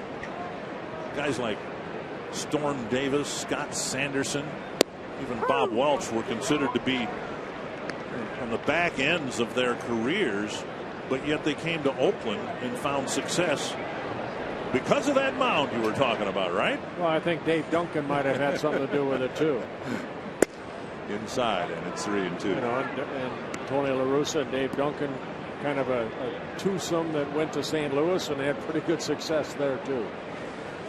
3-2 to the leadoff man here in the Oakland 7th, and Reddick strikes out. He's hit into a double play and struck out twice. Thielbar picks up his 2nd strikeout. 4 up, 4 down.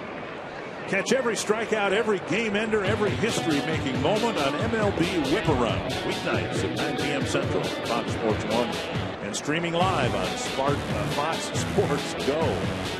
It was 40 years ago last night.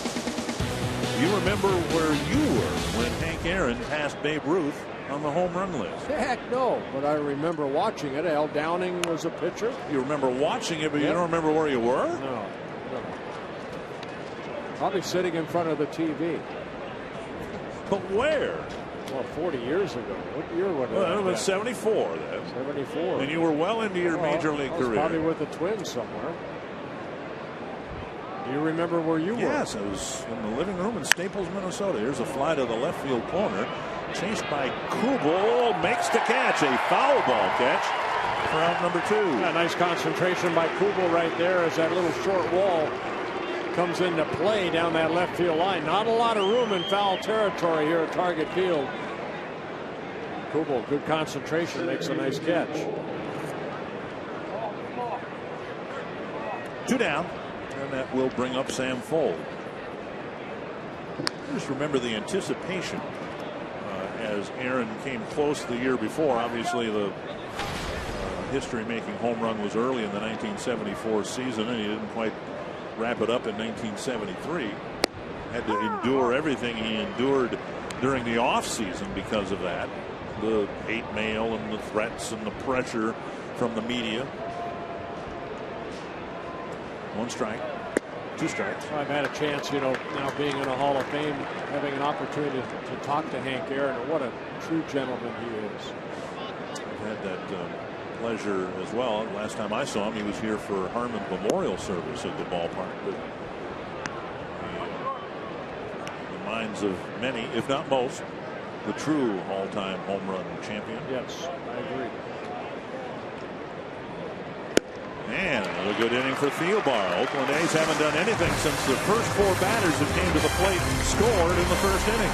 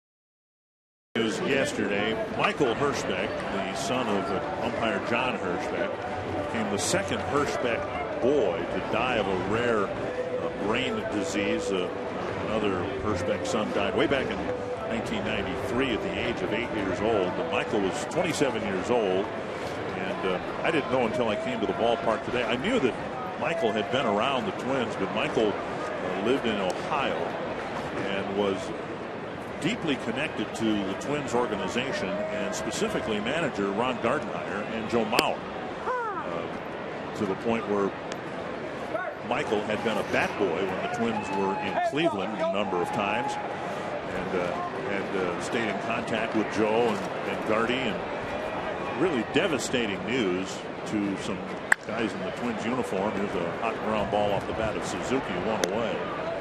And our thoughts and prayers go out to a good umpire and a better man, John Hirschbeck, who has had the unspeakable situation of having to say goodbye to two boys in his family, and we just feel terrible about it. And Gardenhire and some members of the Twins organization deeply impacted by the news of yesterday. Yeah, our thoughts and prayers are out with the Hirschbeck family. On a brighter note, Frank Viola out of the hospital yesterday after open heart surgery last Wednesday. Here's Chris Herman. No reason to take Chavez out of the game. He's just approaching 90 pitches. And he's attacking the strike zone. 19 of 25 batters he has faced. First pitch strikes. Not fooling around out there. Outside, 2-1. He's moved the ball inside, outside, changed speeds. He's pitched. Yeah, he's pitched well. He pitched well against Seattle in his first start for the A's. About 5-6 days ago. 6 innings. 2 runs, 1 earned run, and 91 pitches thrown in the 6 innings. 2-2 to Herman. I don't think he shook off Jaso yet. Basically what John Jaso has called, he has thrown.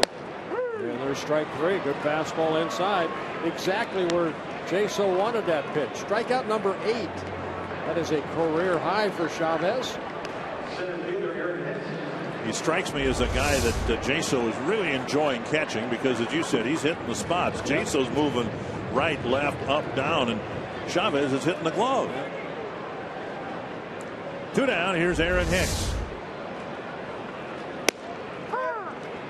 And when you show the umpire that you can hit the target, you're going to get the calls on the borderline pitches. Well, that's the art of pitching. And now quickly 0-2 to Hall of Hicks. Fame's putting in 2 players this year, Greg Maddux and Tom Glavine, that were 2 of the best at it, making that 17-inch plate become a 23-inch plate as the game goes on by hitting your spots.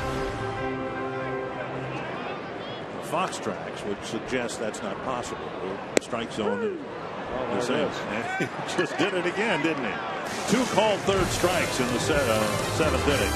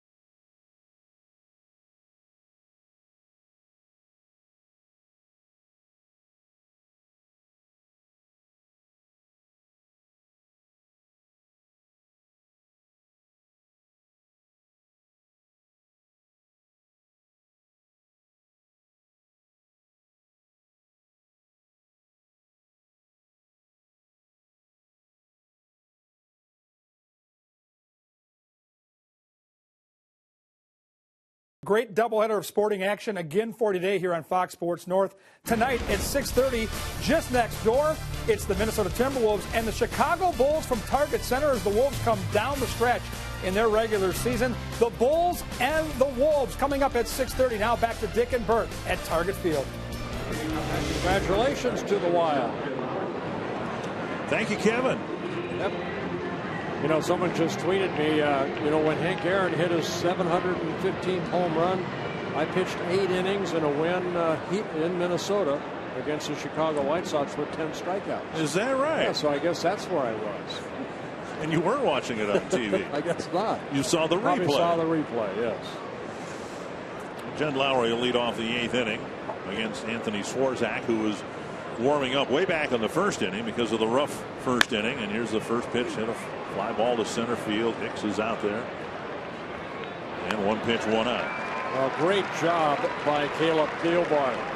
6 up, 6 down with 3 strikeouts. Numbers on Swarzak. Had a couple bad innings, multi-run innings, but making his 4th appearance.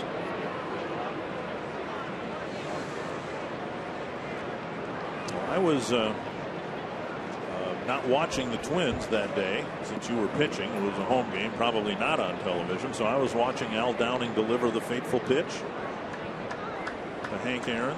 Some other people had more notable people had a more intimate view of that. Dusty Baker was in the on-deck circle.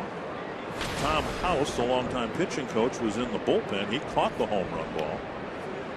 And Bill Buckner was in left field. He climbed the wall and was ready to go over it to retrieve the ball to make sure that Mr. Aaron had his souvenir. But since Tom House caught it and ran to home plate to deliver it to Hank personally, Buckner didn't have to hop the fence.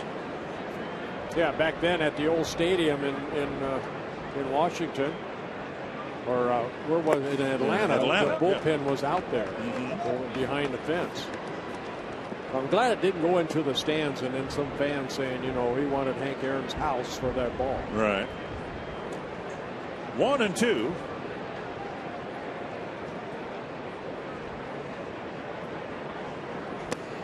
Donaldson with a pair of doubles, both of them to right center field. Well, Swarzak might be asked to pitch the 8th and the 9th innings here, in which case the Twins will have survived a terrible start by Phil Hughes, at least as it relates to the first inning, and still get through this with 3 pitchers used. Again, you're going to have bad innings. A multi-run, four-run first inning put the Twins right behind the 8 ball, but Hughes pitched 4 shutout innings after that, kept the club in the game. Chavez has just been very tough on the Twins offense. In every start this year, the Oakland A's have gotten a quality start. Every one, from 5 different starters. Swing and a miss. Swarzak strikes out Donaldson. That's out number 2. As promised earlier in the game, we have the AT&T fan photo of the game. You can tweet your photo to hashtag #TwinsFanPhoto for a chance to be shown in an upcoming game broadcast. Brought to you by AT&T, and that is Madison enjoying a day at the ball game with somebody photobombing her from behind. That's a good idea. I like that. There's a busted bat and a fly to right field on the track, caught by Herman. A 1-2-3-8 for Swarzak.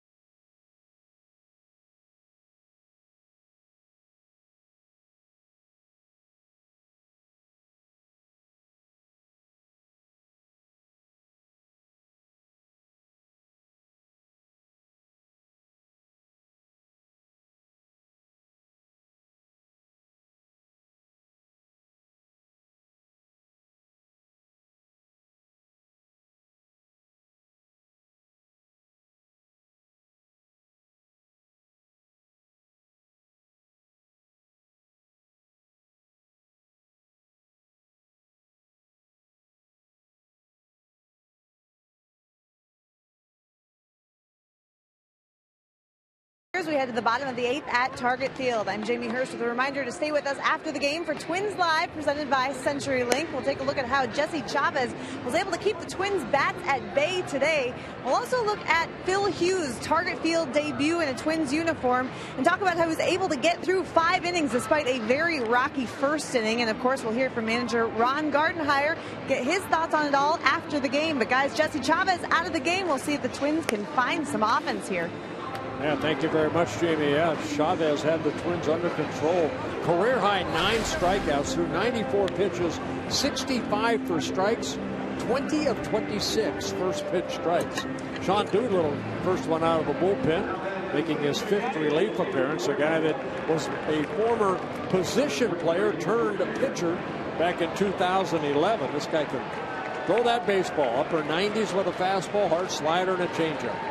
Born in South Dakota, but grew up in New Jersey, and he will face Josmil Pinto. Will pinch hit for Pedro Florimon to start the 8th inning. Strike on the outside corner.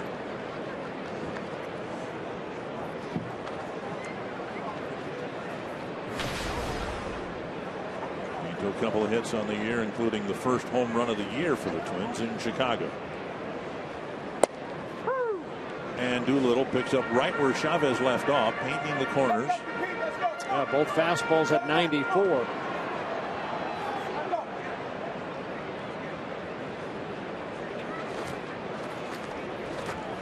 Two strikes. The last 3 batters have struck out on a total of 9 pitches, I believe. 1 down. Our Soup Trivia answer. Let's see, we got Ken Macha's on the list. How about Art Howe? Art Howe, I believe. Yeah, well, sure. He was the Moneyball manager. Yep. And then Bob Guerin and Bob Melvin. Oakland is Melvin's 3rd team to manage. The Mariners, the Diamondbacks, and now the A's. Here's Brian Dozier. 4 pitches, 4 strikes. You know, you mentioned Doolittle used to be a position player and they converted him to pitcher. Usually that happens to somebody who can't hit. This guy could hit. In 2008 in Stockton, 18 home runs, 61 runs batted in, 25 doubles, 3 triples, batting average of .305. And then he got injured, and a couple of years later the A's turned him into a catcher, or excuse me, a pitcher. 1-1. Pops straight back, heading back towards us. Get ready. Ooh. Fans below us here, get ready.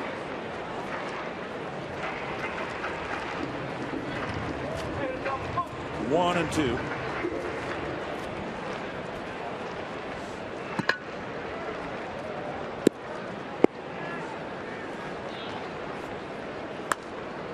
Pop back into the 2nd level here. Yeah, Doolittle born in Rapid City, South Dakota, but #1 pick by the Oakland A's out of University of Virginia back in 2007.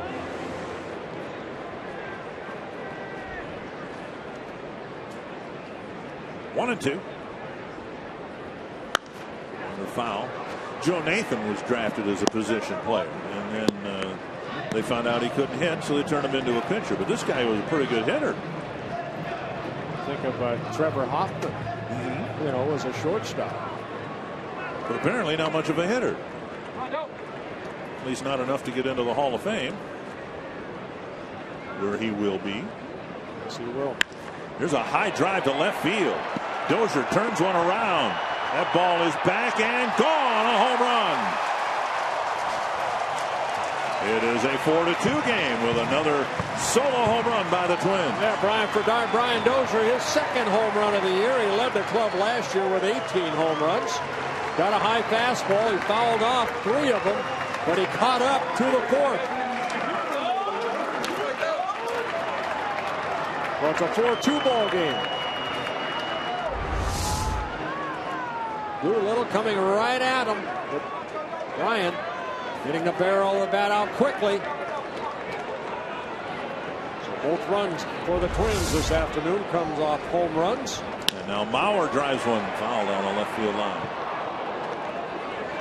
Mauer with a single to center and a couple of called third strikes. One by the home plate umpire, one by the third base umpire on a check swing.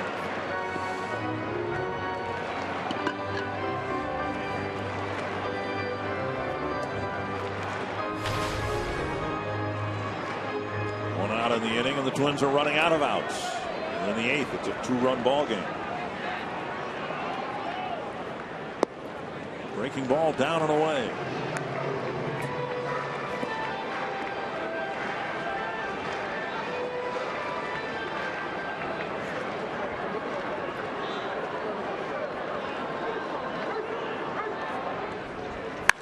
To right center field. Mauer has his second hit, and the tying run will come to the plate. Mauer 2 for 4, and now Plouffe, who's 2 for 3, will look to drive one out, maybe tie the game. Bob Melvin is going to come out and make a pitching change, apparently. Motioning to the bullpen. Doolittle able to get one out, but then the home run by Dozier and the base hit to Mauer as it leaves the ball game. Twins are in business with a threat in the 8th.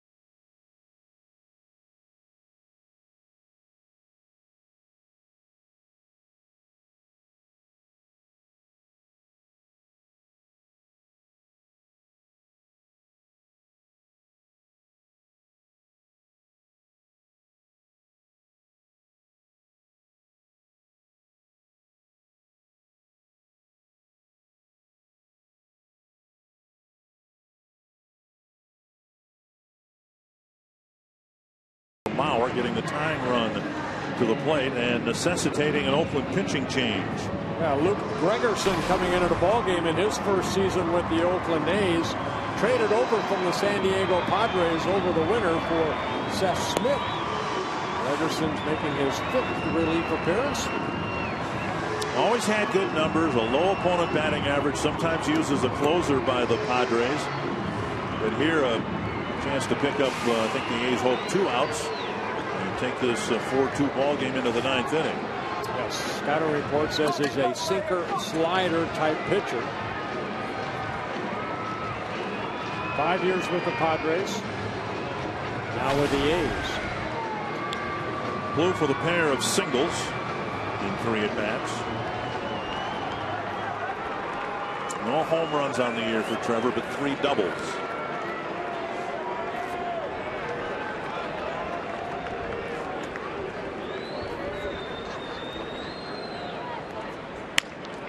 First pitch. Gregerson wanted to leave one up like he did. It was tapped foul. A 79-mile-an-hour slider. He left up. Plouffe a little out front. Fouled it off.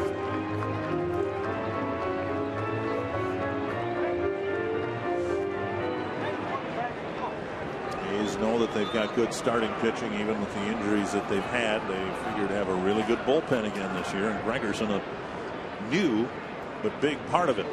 1 strike to Plouffe. This one laced to left, but Cespedes is right there to make the catch.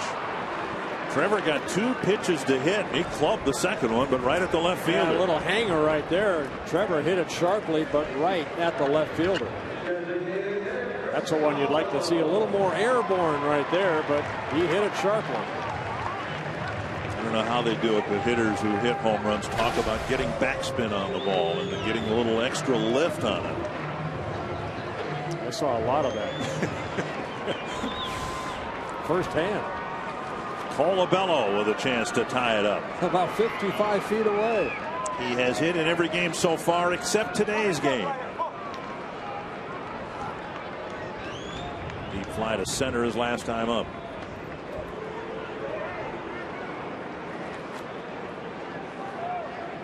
The Twins have hit 5 home runs on the season.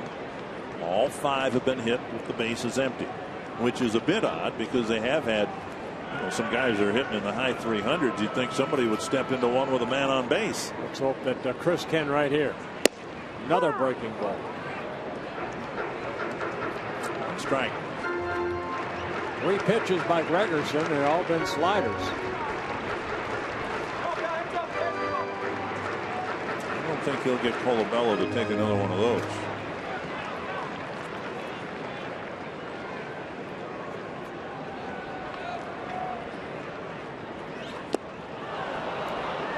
One in the dirt. It's 0-2. 4 breaking pitches from Gregerson. Pretty durable for the Padres over the last couple of years. A couple of years ago, 77 relief appearances. Last year, 73.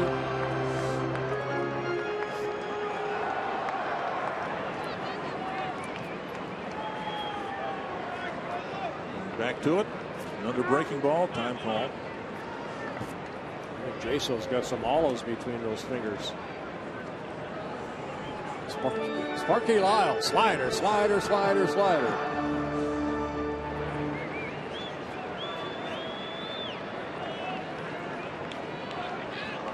Like another one. Backhanded nicely by Sogard, and again Colabello put the barrel of the bat on it, but he is 0 for 4. Dozier put the barrel of the bat on it, hit his 2nd home run of the year to make it a 4-2 ball game.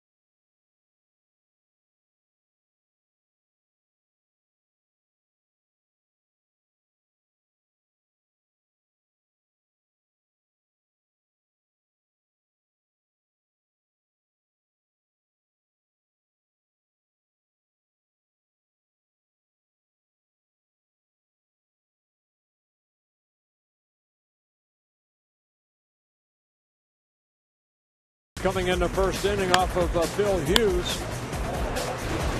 Staff has done a good job since then for the Twins. Jason Kuble hitting a solo home run in the 2nd inning. Jesse Chavez, 9 career strikeouts. That's a season high, and 7 very good innings work. And we just saw Brian Dozier with a base hit. Home run, excuse me. Cespedes on the first pitch, grounds to Plouffe, and Swarzak is just breezing through his at-bats here. Eduardo Escobar in at short after Pinto pinch hit for Florimon, but Swarzak's gotten 4 outs on 9 pitches. Well, Thielbar did a great job in his 2 innings of relief. And now Swarzak, 4 up, 4 down. Teoscar will hit.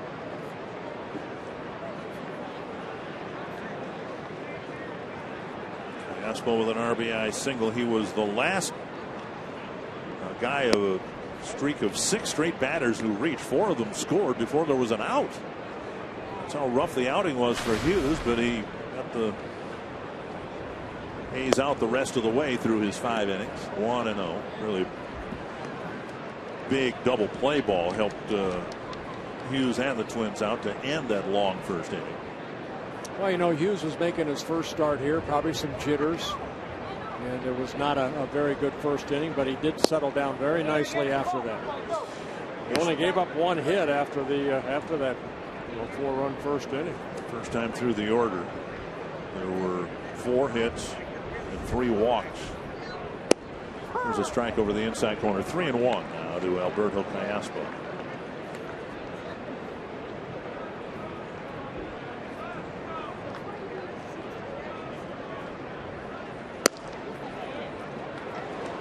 And a walk putting Callaspo aboard. So what's next tomorrow? Dan Straley will go against Mike Pelfrey. Mike Pelfrey, remember in Cleveland, 4 perfect innings, and in the 5th and especially the 6th, just kind of ran out of gas. Well, Gardner's going to come get the baseball. Swarzak issues a 1-out walk, and we've got a pitching change here in the top of the 9th.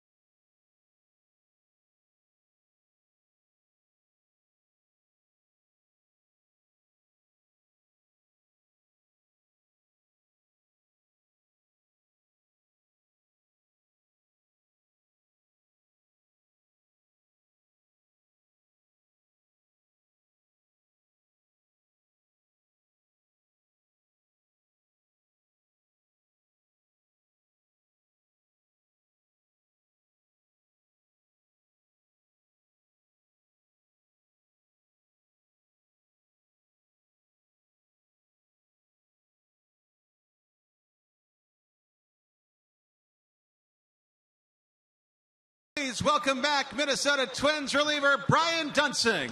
Take it away, Brian. All right, Wild fans, it's time to drop the puck. So everyone say it with me. Let's play hockey. That was last night with teammate Brian Dozier looking on. And the Wild did play hockey. Yes, they did. And Brian Dunsing, unfamiliar with the game of hockey, growing up in Omaha, or Nebraska anyway. Dunsing will pitch here, trying to get the last 2 outs of the 9th inning. Yeah, good numbers for Brian so far, making his 3rd appearance. 3 2/3 innings so far, only 1 hit allowed, no runs with a strikeout. Derek Norris pinch hitting for Jaso. Norris hit a home run in yesterday's game.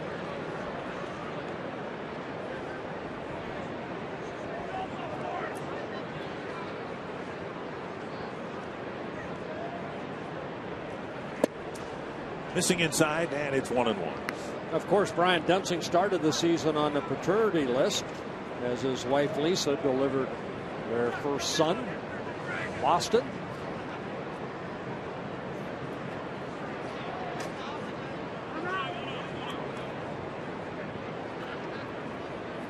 Dunsing had a really good relief appearance in Cleveland that led the Twins to a win, helped to stabilize things after a short start. 1-1. Dunsing pitched on Saturday. Kyle Gibson went 5 innings, but kind of was taken out. The Twins really needed somebody to The Indians have been swinging the bats well and all that, and Dunsing just breezed through a couple innings. Kyle Gibson had walked the first batter in the 6th inning. Dunsing came in and pitched 2 shutout innings, 14 pitches, 11 for strikes. 14 pitches in 2 innings. 1-2 to Norris. Twins hoping to keep this a 2-run ball game. They'll have Kuble, Suzuki, and Herman due up in the 9th.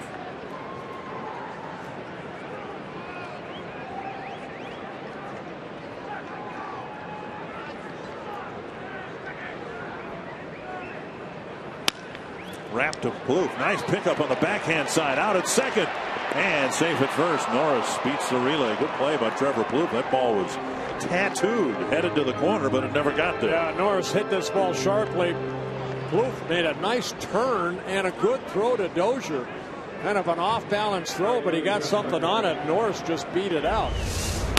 Nice defensive play by Plouffe. Good feed to Dozier. Quick turn, but Norris beat it out. I was kind of surprised to look up and see Norris where he was. He doesn't look like somebody who runs well, but he got down the line pretty good.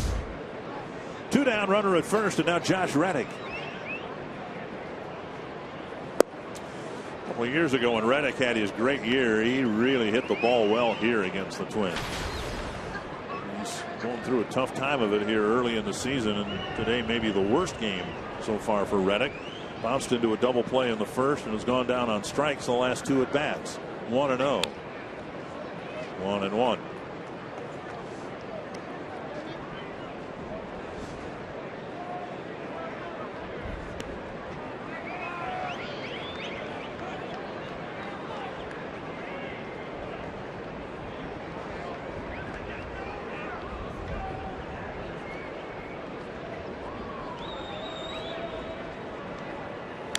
Swing and a foul. 1-2.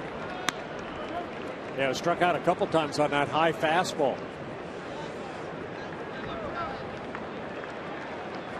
Dunsing, 31 years old, signed by the Twins in 2005 out of the University of Nebraska.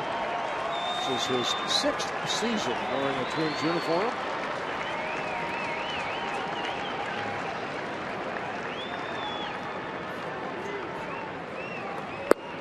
Down low, 2-2.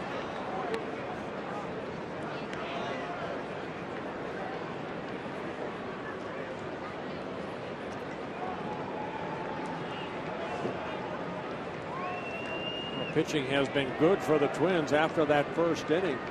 Hayes with only 5 hits, 4 of them coming in the first inning.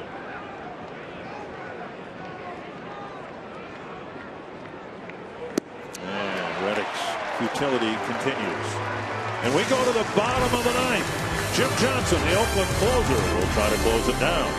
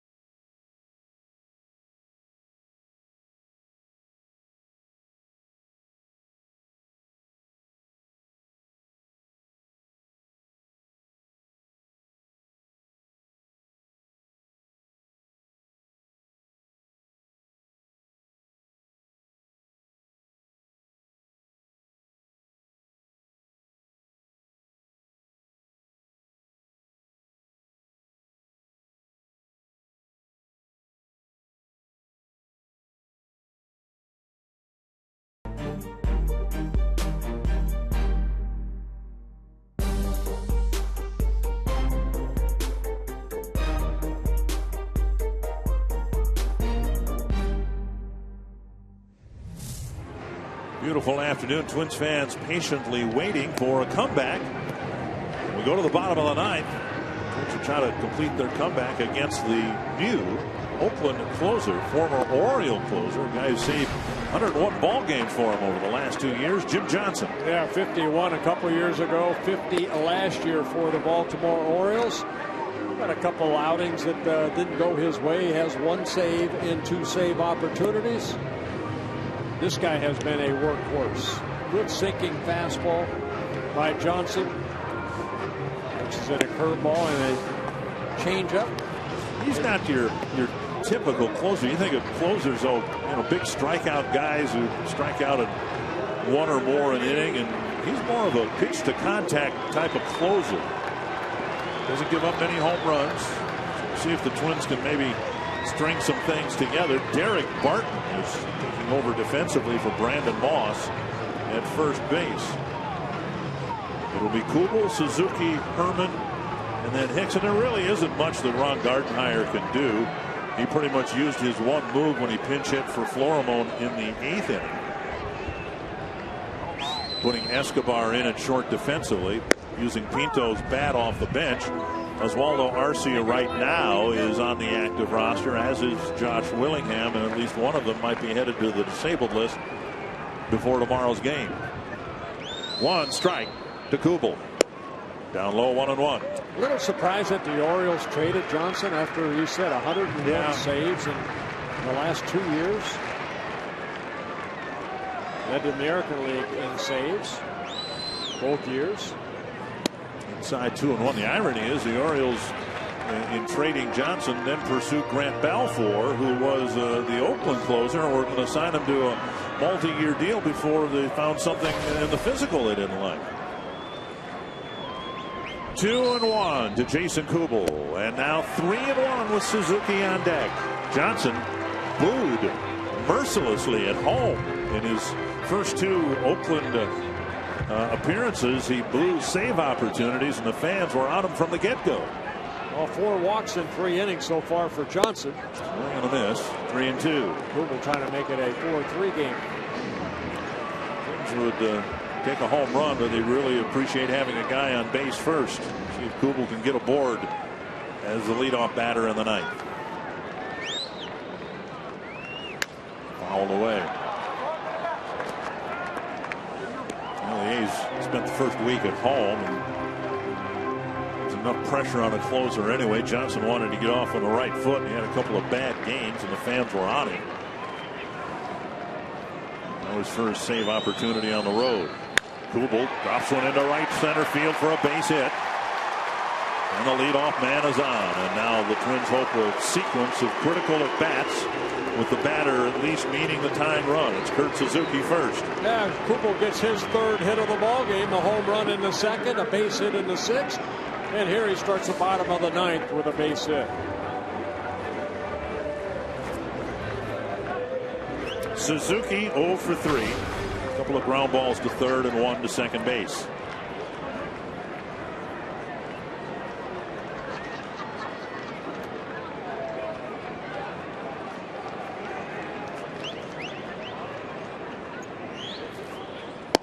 Down and away, ball 1.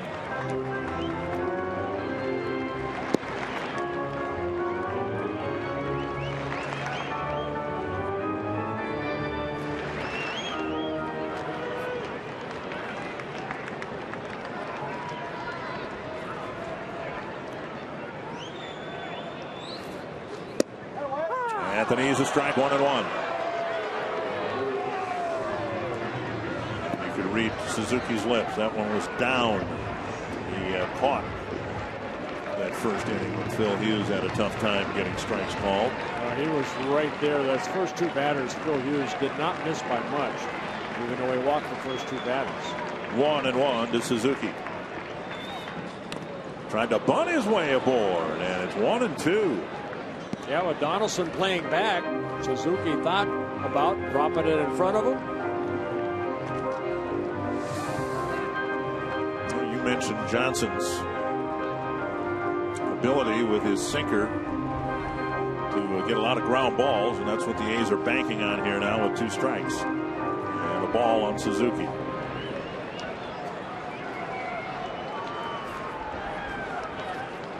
1-2. Off the outside corner, 2-2.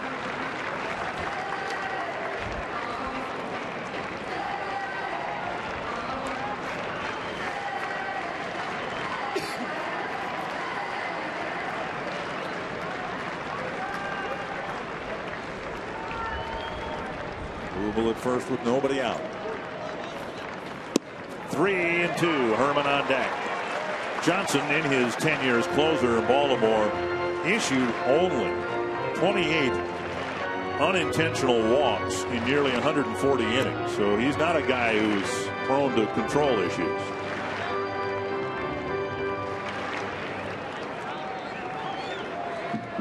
Full count to Kurt Suzuki. And Suzuki kept the at bat alive. Ended up lunging at a pitch down and away, but he got a piece.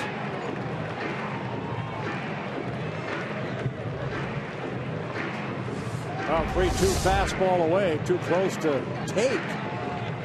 Just fouled it off. Derek Norris now catching as he pinch hit for John Jaso last inning, top of the inning.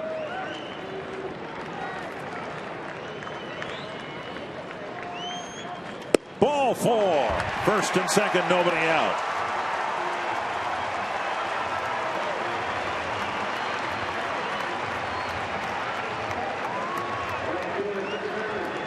Suzuki at first, Kuble at second, a rare walk by Johnson, a meeting on the mound, and Herman at the plate.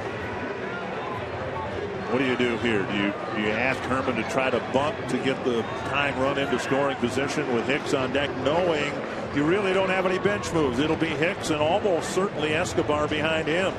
I think you'd like to lay down a bunt, but with Escobar up, you don't know what you're going to get, or Hicks. You know, they haven't been swinging a good bat, and let them swing away. You have no bench moves to make unless miraculously Arce and Willingham were pulled off the bench. Willingham, as we said, with Otero warming up behind Jim Johnson. Willingham didn't even take batting practice today. Well, the A's looking for the possible bunt, which they have to. Herman with 2 strikeouts, hit the ball hard his other time to first base, squaring and bunting in the air. 1 down. That didn't last long. 1 down.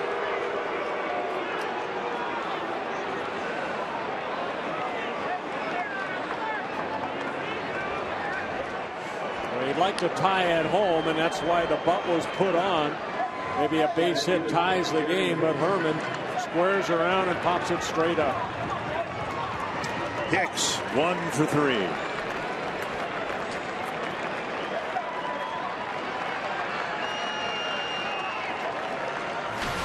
Now it would take an extra base hit to tie the game. Hicks checks his swing. Ball 1. Blocked by Norris right there, getting that curveball in the dirt.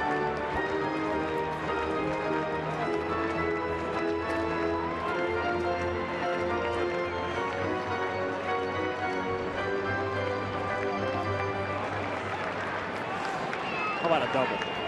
Need a double. 2-0.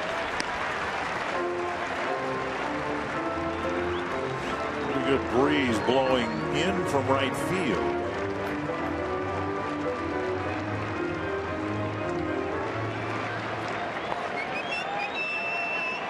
Should get a fastball here. See if he can hit it hard somewhere. 3-0. There was a fastball, but good patience by Hicks to take it. Escobar on deck.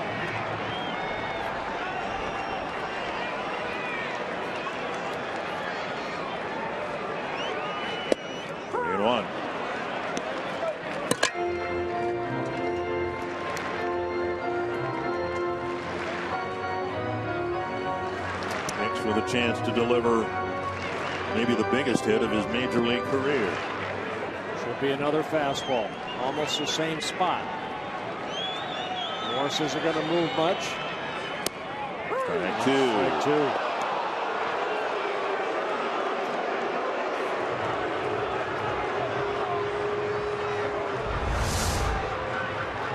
nothing wrong with that take, though. Look where the pitch was. You might not like the call, but you swing at that, you're going to hit into a likely double play, I would think.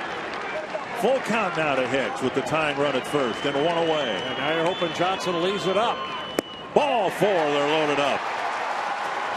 So the walk negates the failed sacrifice bunt. They're loaded up for Eduardo Escobar, who will hope to kind of relive some of the magic from the second game of the year last year here at Target Field. Yeah, when he hit that double and beat the Tigers.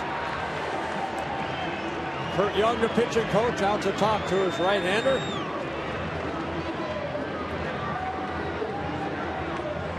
Escobar last year hit a deep drive to the warning track. There appeared to be some confusion between the outfielders for Detroit. And the ball landed.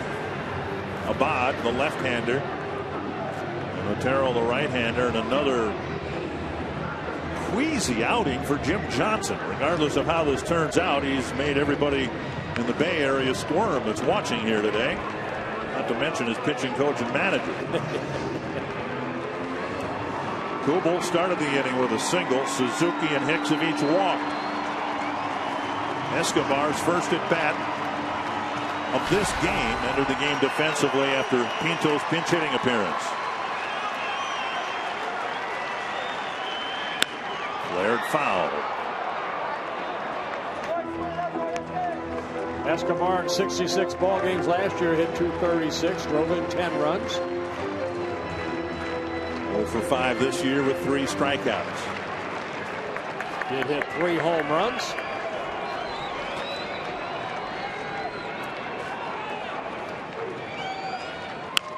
Another foul over the Oakland dugout, 2 strikes.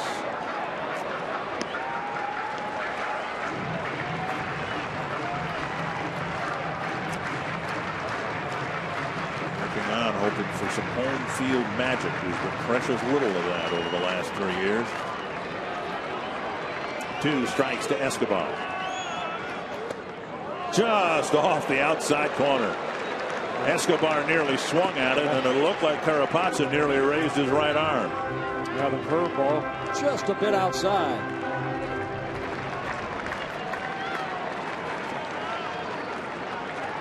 One and 2 to Escobar.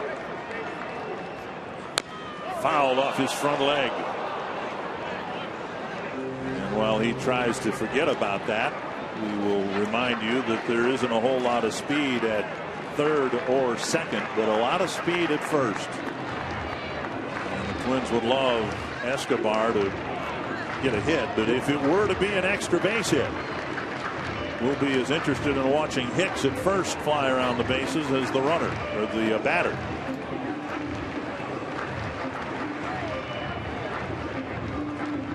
The only batter Johnson's retired himself on Chris Herman's bunt attempt.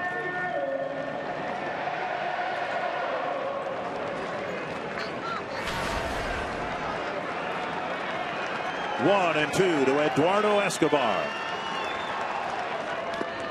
Him out in the dirt. Strike 3, they're calling it. No. Now the second base umpire comes into play. Greg Gibson saying that foul tip hit the dirt. And Ron Gardenhire doesn't have a chance to walk past the warning track. Well, Gibson took control right there. That's what you like to see. Curveball in the dirt. A foot in front of the catcher's mitt. And now Bob Melvin wondering how this played out here with the second base umpire immediately overruling the home plate umpire. Are they saying that he kicked the ball? I think that's what Bob Melvin's asking. Even though the ball hit the dirt, did he foul that off?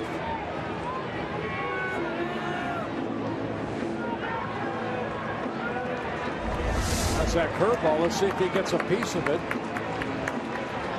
It's hard to see from right there. This will give us a better view. May have ticked it. I thought I heard 2 ticks there. Escobar with a new swing. A looper to left. Cespedes is coming in. He won't get there. Everybody has to hustle to advance. And just barely getting in is Suzuki. Escobar flares a single to left. It's 4-3, and Suzuki had to scamper to beat Cespedes' throw. That was a close play. That was a great read right there by Suzuki. Because as Cespedes catches this ball, Suzuki's doubled up at second, but he had to go halfway and alertly hustled into third. This may be reviewed. It was a quick reaction by Cespedes and a pretty good dig by Donaldson.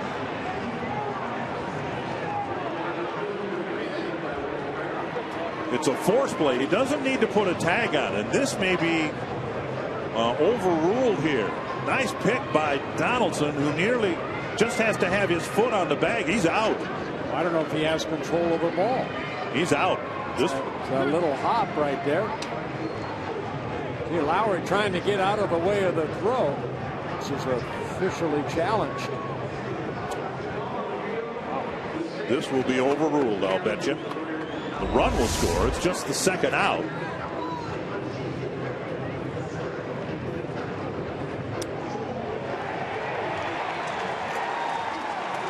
Fans are reacting, and I'm not sure why. It is a force play. All Donaldson has to do is have control of the ball with his foot on the bag.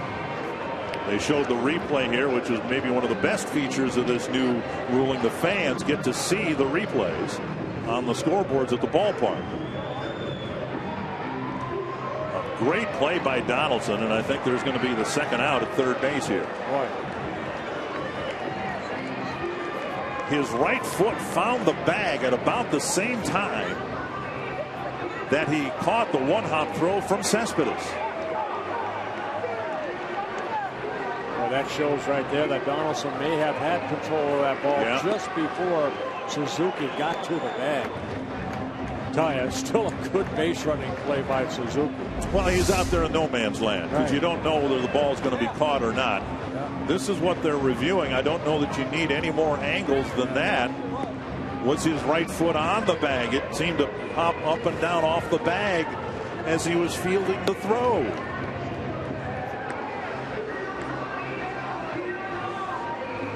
Well, after seeing that right there, Dick, I have a feeling that they're going to call him out. I do too. And the Twins have already been involved in the two longest replays in baseball, and this might qualify as the third. Well, this is one reason that baseball put this in play, the replays, to get the call right. Particularly in the ninth inning. The call stands.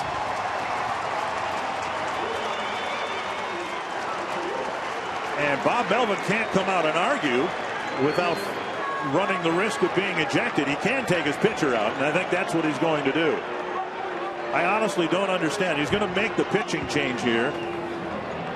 But based on what we saw on replay, I thought that was the second out at third base. Watch it again. His right foot on the bag as the ball enters the glove. There has to be clear and convincing evidence that the original call was incorrect. Tie goes to the runner. Well, the Twins have benefited here today with the replay rule, and one that wasn't overruled. Meanwhile, on the other side, the A's have a quandary now as their closer Johnson taken out with his third straight disappointing outing. The tying run will be at third with one out in a one-run game. And Escobar just pings a little single into left field. And now back to the top of the order with Otero facing Dozier.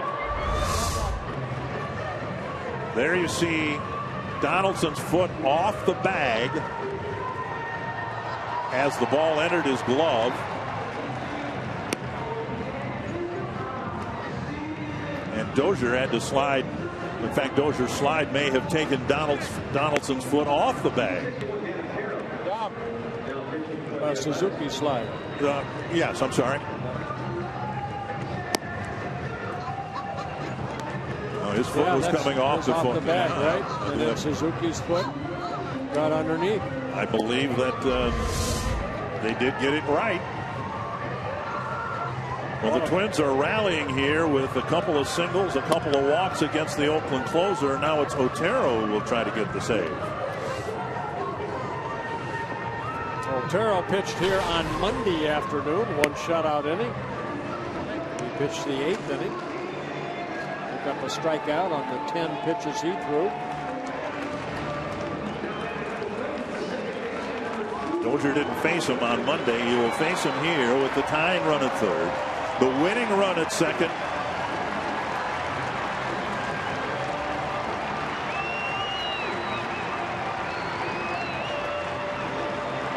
Dozier homered his last time up.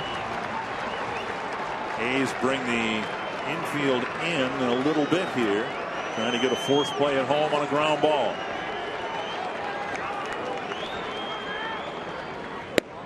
Missing the inside corner. Suzuki's at third. The key guy for the Twins might be Hicks at second, who's got blazing speed.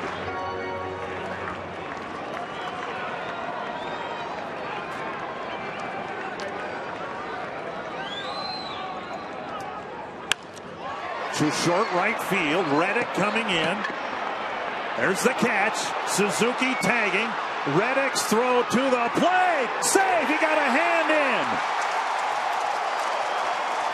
And is Suzuki okay? An awkward slide. And now Bob Melvin will come out of the dugout for the 4th time this inning.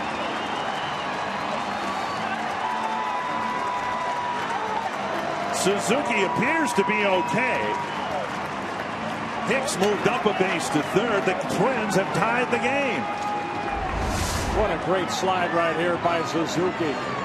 Can see he was given a lane and he touched the plate. And they will review this. Second review of the inning, and this one should be more convincing than the first one, that the original call was correct. We saw Suzuki in no man's land, made a great feet first slide in the third to be called safe. And here, this time he has to slide around the plate to tie the game at 4 apiece. Bauer will be at the plate with the winning run at third.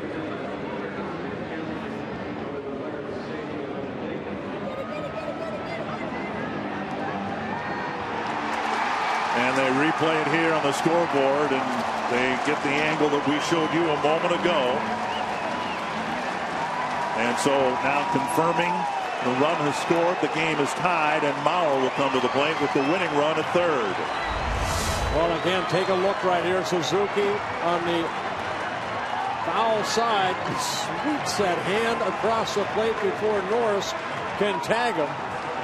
What an inning for the Twins. What an inning to watch baseball. Mauer at the plate. 2 hits, 2 strikeouts. He'll be walked to fill second base. And Trevor Plouffe will have a chance to be a hero.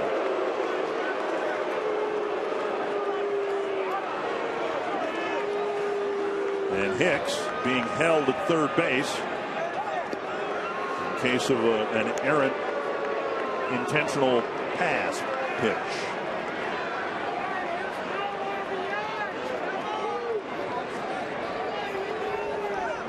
You know, we saw Joe Mauer do it in the spring training game, Bert, and now Suzuki too. An awkward slide using the hand to touch home plate rather than a feet first slide. And I don't know what there is about the new rule that would cause that a runner to do that when you just go in hard feet first. I think, you know, the angle that he had to go on foul territory side to get around it. If you slide feet first, a good chance that Norris is going to come down and maybe block it with his shin guards. It looks like it's a very dangerous play for the runner. Here's Plouffe. Bases full in a tie game. Plouffe with a pair of hits and a liner to left his last time up. Inside, ball 1. You know, what's kind of missed through all that is Reddick made a great throw home from right field on the sacrifice fly by Dozier. That ball came all the way in the air to make it a close point. Check swing, 2-0. And Otero wondering where that was. 51 innings and some change at the big leagues for Otero coming into the year, and only 6 unintentional walks, so he throws strikes.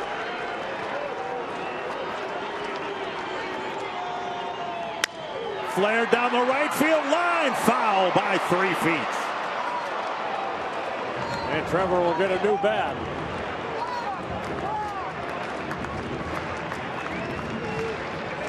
So many hits have gone to right field. That would have been the biggest one.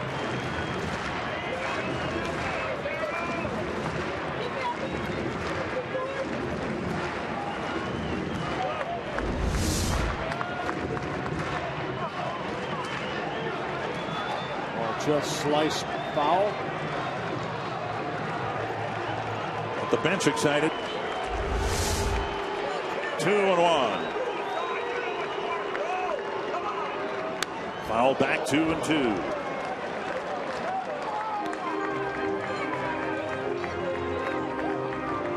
All fastballs so far. Otero also with a slider.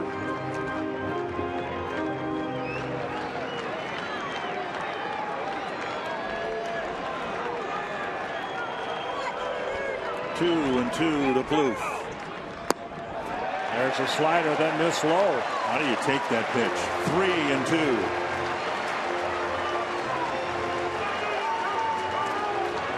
Already 3 walks in this ball game, or excuse me, this inning. 1 intentional.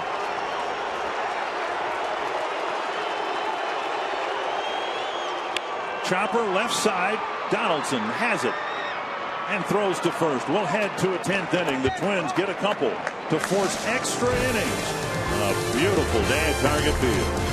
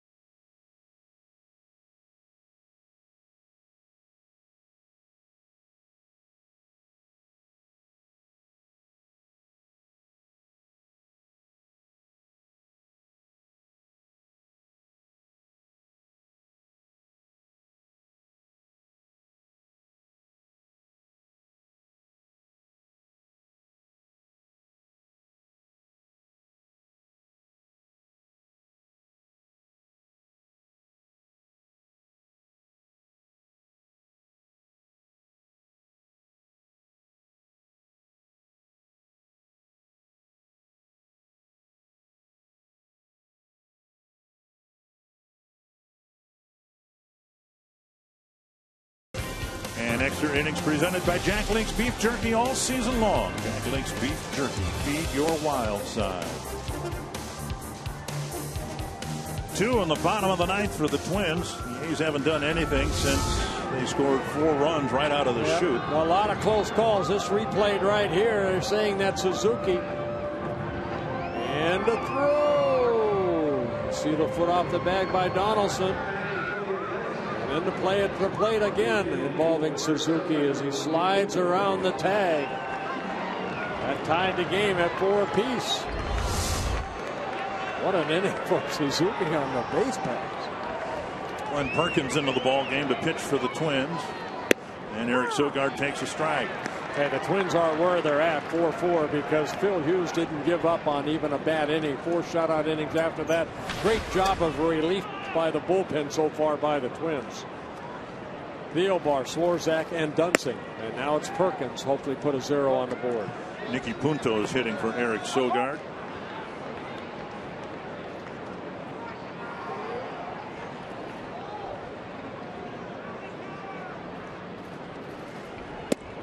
strike. One possible bench move for Bob Melvin left. Coco Crisp has a bad wrist, but that wouldn't keep him from running should they need a runner here in extra innings. 1-2. And Punto strikes out one away.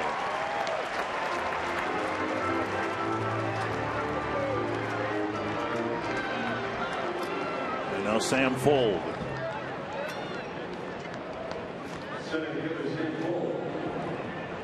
Fuld on the day drew a leadoff walk on 4 pitches, scored. 0 for 3 since with a bunt attempt. Trevor Plouffe made a nice play on him back in the 5th. Fastball inside. You mentioned that what happened on Monday, the Twins at least got through with 2 pitchers, so the bullpen got a couple days off. Most of the guys did. There's a strike. Nobody needed it more than Glenn Perkins. He pitched in 4 out of 5 days on the road trip leading into the homestand. Yeah, picked up a couple saves. 1 in Chicago, 1 in Cleveland. Popped up, short center. Hicks racing in, and he makes the catch. A long run for Aaron Hicks, out number 2. Well, Fuld not known for his power, so you can play a little bit in exactly what Hicks did. Not playing very deep, but he utilizes his speed to catch up to this flare into left center. Nice running catch by Aaron Hicks. And now Lowry. Down low a ball. Lowry walked and scored in the first. Since then, 0 for 3. Lowry now hitting as a right-handed hitter. This is only his second at bat as a right-handed hitter. 0 for 1.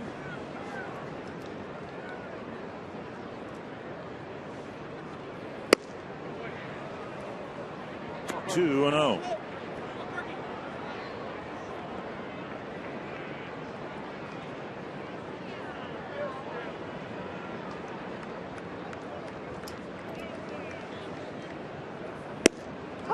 Strike in the outside corner.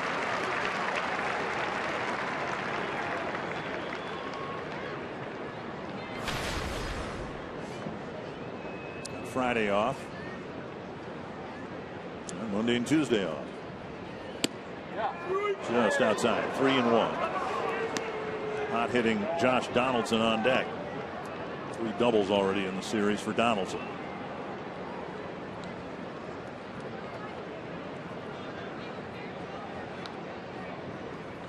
Foul back, 3-2. Bullpen has not given up a hit.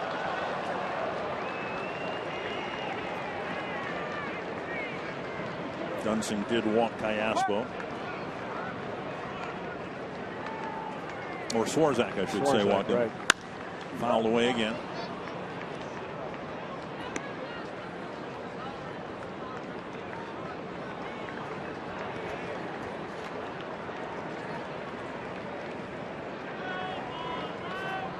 Chris Colabello will lead off the bottom of the 10th. He's hoping in a tie game. Another foul ball.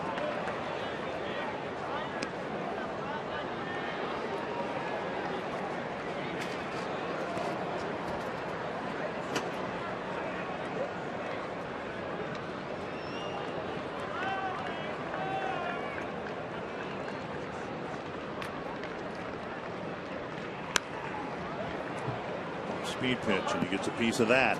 That's really was one of the issues for Phil Hughes throughout that first inning. He just could not get strike 3 past some of these Oakland hitters. When Hughes was in the game, he allowed 22 strike fouls. There have been 7 since.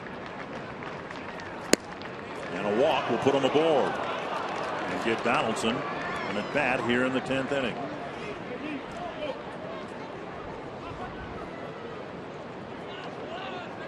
Donaldson had a rough first week with an 0 for 20, and he thinks he broke out of it with an infield hit. He's been hitting the ball hard here at Target Field with 3 doubles, all of them to right center field. Right.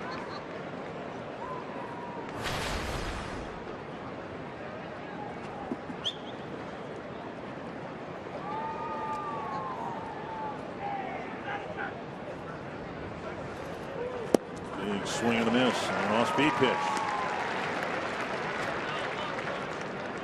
Good changeup right there by Perkins. Donaldson, of course, looking fastball off of a hard-throwing left-hander. And Perk pulled the string.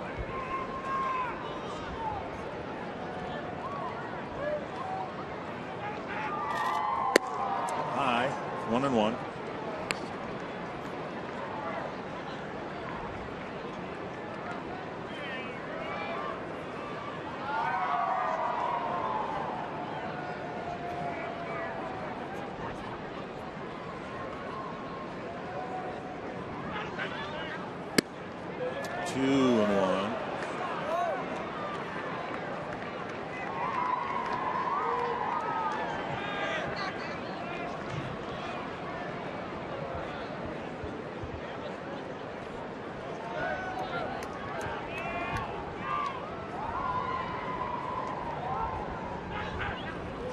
There's a deep drive to left, down the line. And foul. Hit about 440 feet. 2-2. An off-speed pitch left up, and Donaldson gave it a ride, but foul. 24 home runs last year, drove in 93 runs, and hit .301. Great year for Donaldson.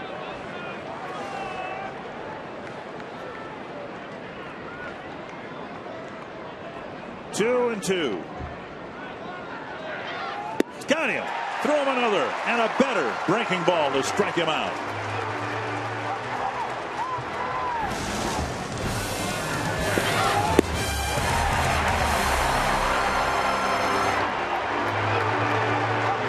The benches are cleared. Perkins must have said something to Donaldson, because after he swung at strike three, he marched right toward Glenn Perkins. Both benches cleared. Suzuki in the middle of it, smiling, because of course he knows most of the guys from the other dugout. And I'm not sure whether Perkins did say something and Donaldson reacted. Here's what happened to end the inning. Well, it's a good breaking ball down. Perkins saying something right there that catches Donaldson's opinion or attention. And then Donaldson saying something to Perkins.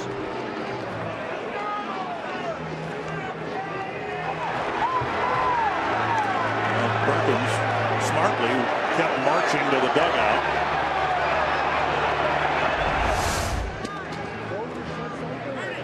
And finally, we will go to the bottom of the 10th.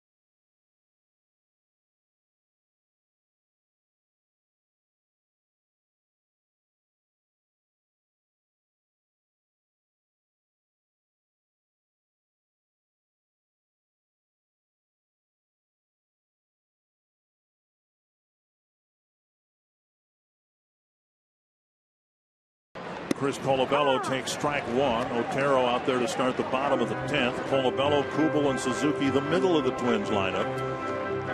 I like that. I like that. Both guys, you know, Perkins said something to Donaldson. Donaldson took offense to it. He said something to Perkins. And order is restored. Colabello 0 for 4 on the day with a hit in at least one in every Twins game so far this year.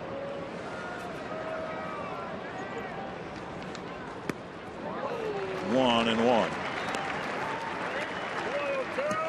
One thing I like, it took very little time for both benches to clear.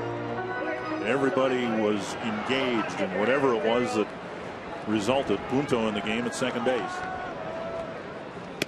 On the outside corner, 1 and 2. I was a little upset that the bullpen didn't get a chance to come in. You know, guys would be sucking for air out there. Not enough guys left out there. There's only a handful of guys left out there. 1 and 2 to the leadoff man on the bottom of the 10th. Inside. Check swing, no swing, 2 and 2. You could see from up here Suzuki was right in the middle of it. Long time Oakland day, and he might have had a pretty large role in the peacemaking out there, making sure nothing happened. 2 and 2 to Colabello. Bounce to short. Lowry has it. Over to Barton, 1 away. That'll bring up Kuble. Kuble with 3 hits. A home run leading off the second, and a big leadoff single in the 9th that led to the 2-run comeback inning. Yeah, another good day at the plate for Jason Kuble.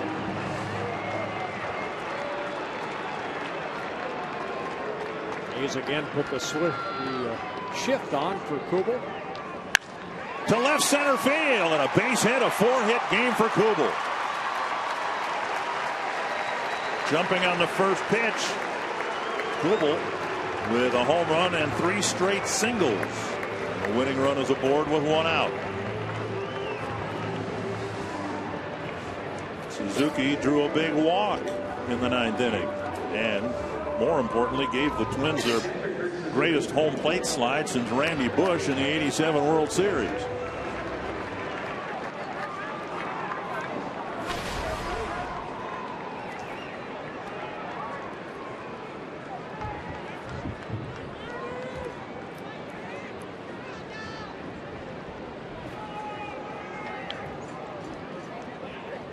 Kuble back to the bag. Barton playing a foot or so off the bag.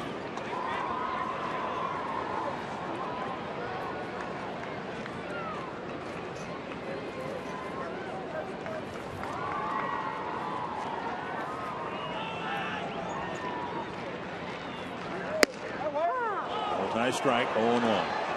Suzuki spins away in disgust. I don't think anybody from either side is particularly happy with the consistency of the strike zone here tonight.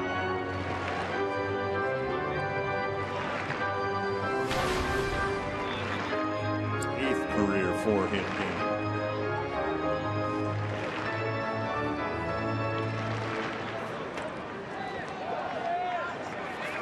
One strike to Suzuki.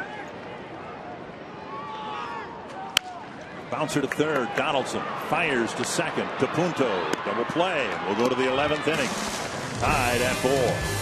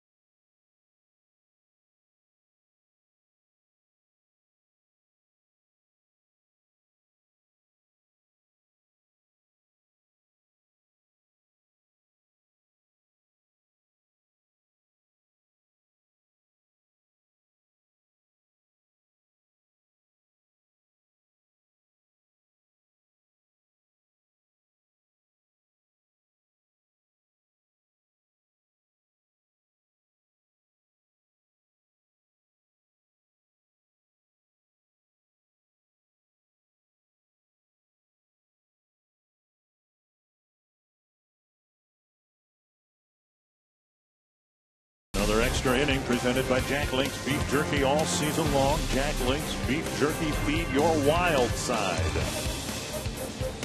Every team has a guy who is asked to pitch, and it's usually a veteran guy who's had some success in late inning situations, a guy who backs up the closer. That guy for the Twins is Jared Burton. He's in relief of Glenn Perkins. Yeah, Burton making his 4th relief appearance. He last worked on Sunday in Cleveland, a shutout inning. The Twins 10-7 win.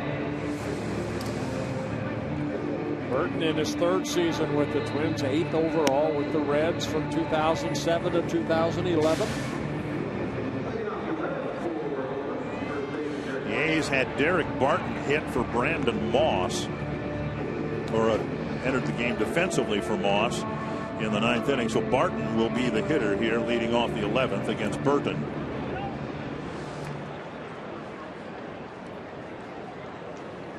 It will be Barton, Cespedes, and Callaspo here in the Oakland 11th. Barton off to a slow start, just 1 hit in 14 at-bats.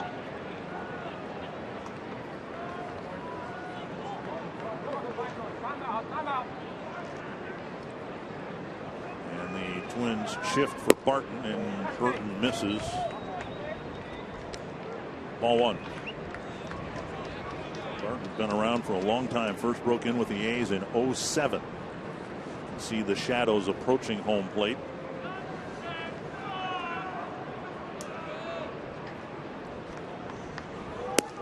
Outside 2-0.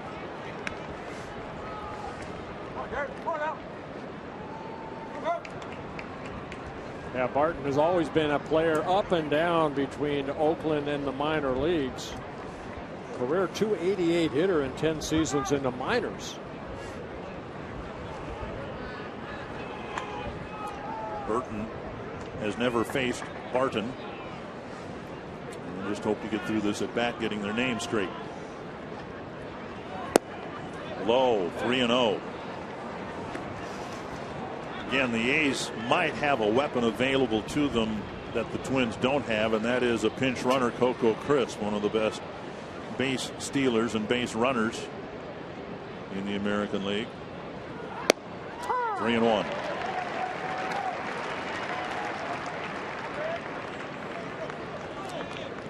And you, given the roster situation, though, you'd be, unless it were as a designated hitter, you'd be forced to use the man in the outfield, and I'm not sure he's ready for that. There's a walk, and Barton is aboard, leading off the 11th. Cespedes will hit.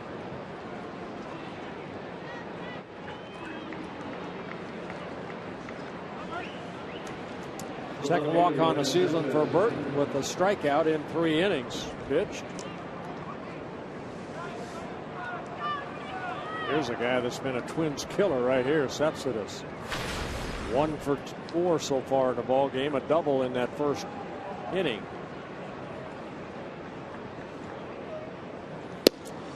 Jared Burton's been very susceptible to stolen bases.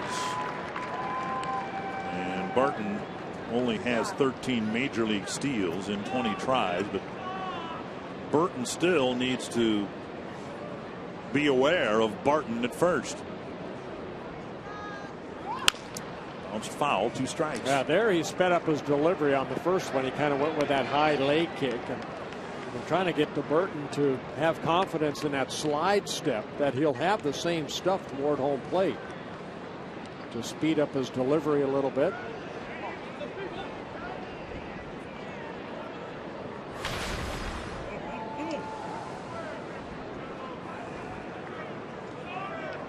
Two strikes to Cespedes.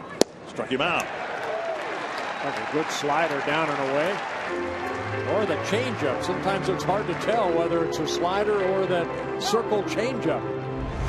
But a big strikeout here. Oh yeah. That was a changeup right there. Great location. Burton picks up the strikeout.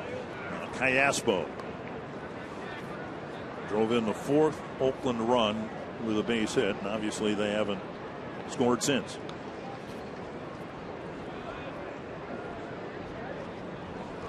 Away, ball 1.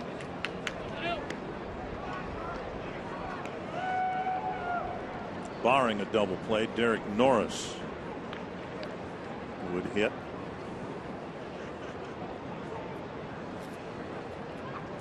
And a throw to first.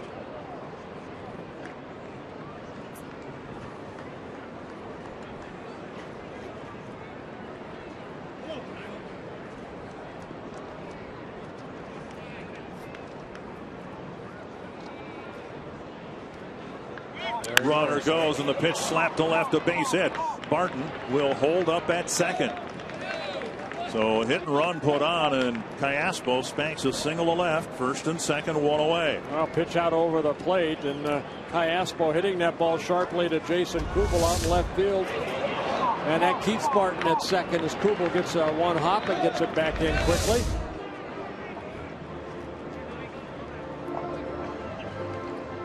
Make him stop out there now. See? Make him stop.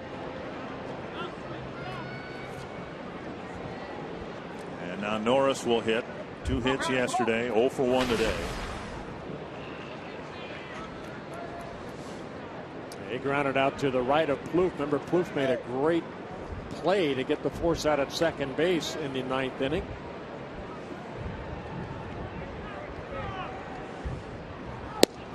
On the outside corner, strike one. We saw Norris has better leg speed than at least I thought. He got down the line pretty good. A sharply hit ball, and Plouffe tried for an around the horn double play, but Norris beat it out. See with Burton on the mound whether he can get a tailor-made double play grounder. Backhanded by Suzuki, 1-1.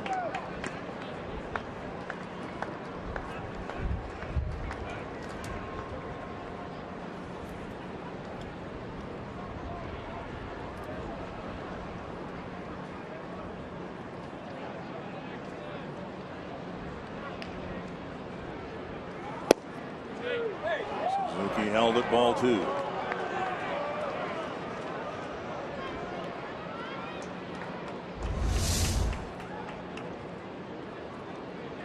That had plenty of the strike zone.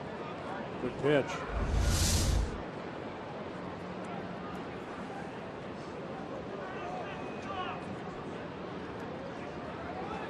That's hit a long way to left.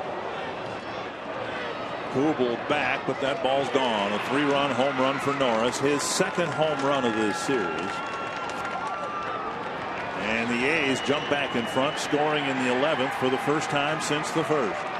Norris, who hit a home run here in the 6th inning off of Kevin Correa on Monday, puts the A's up 7-4. Fastball, and Norris gets underneath and hits it into the left field bleachers.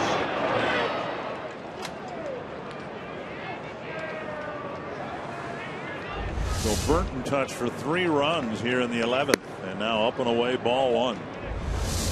Take another look. Norris in his power. Puts the A's up.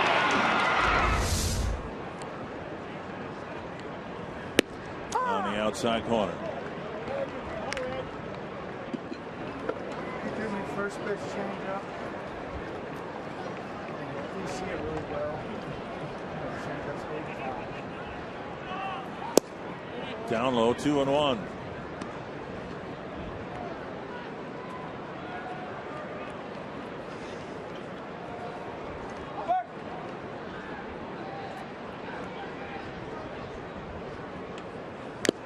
Swing and a foul.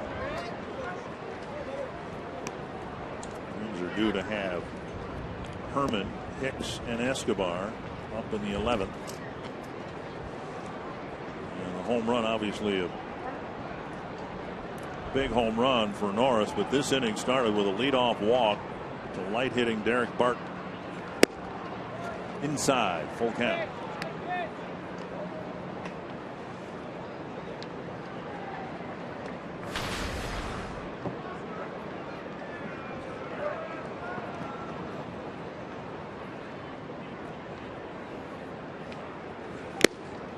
Suzuki hangs on to a foul tip, 2 down.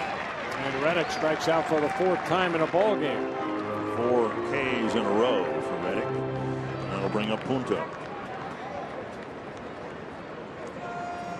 Punto struck out in his first plate appearance. Second baseman, Nick Punto.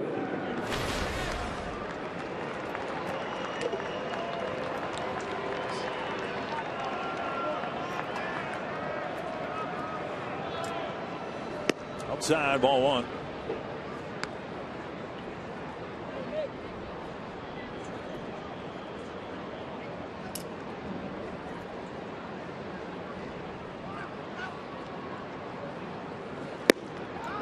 One and one.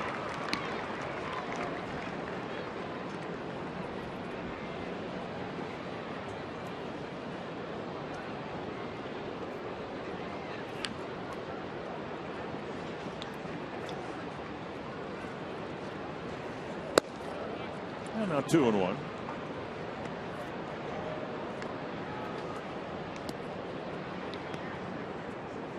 Punto first came to the Twins when the Twins traded Eric Milton. He's got Carlos Silva in that deal. Over the winter of 2003. 7 seasons he wore a Twins uniform, Nick Punto. 2-2.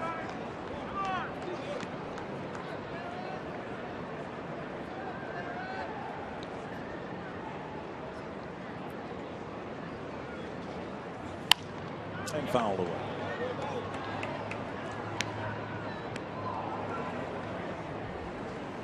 Burton was throwing 25 pitches. The most costly ones were at the very beginning of his outing. That leadoff walk, hit and run single, 2 at bats later, and then Norris cranked one out to left for a 3-run home run.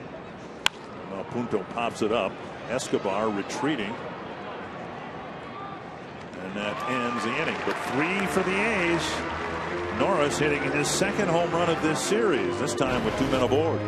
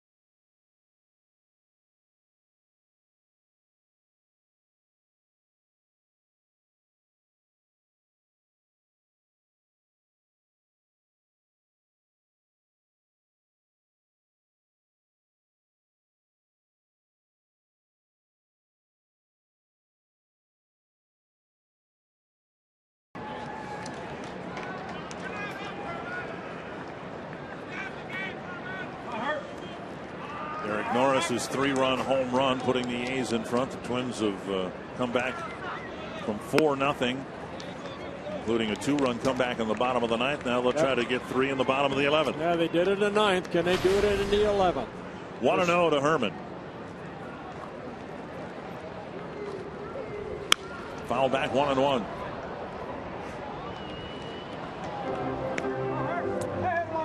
Herman tried to drop down a bunt in that 9th inning comeback, but on the first pitch, he popped it up back to the pitcher, Jim Johnson. Yeah, he was asked to sacrifice unsuccessfully. Down and in, 2-1. Otero, who had to clean up the 9th inning and strand 2 runners aboard after the game was tied, and faced 3 men in the 10th, giving up a single to Kuble in the middle of that inning. Base hit right field. So Herman starts it with a base hit. And that'll bring Hicks to the plate.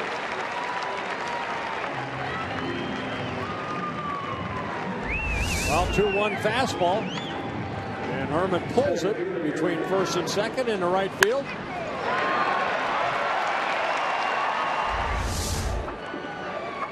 He's got their leadoff man on, scored 3 runs. Twins have their leadoff man on, and we'll have to wait and see. Hicks with a single and a walk. Drew a walk in the 9th inning. Strike on the inside corner.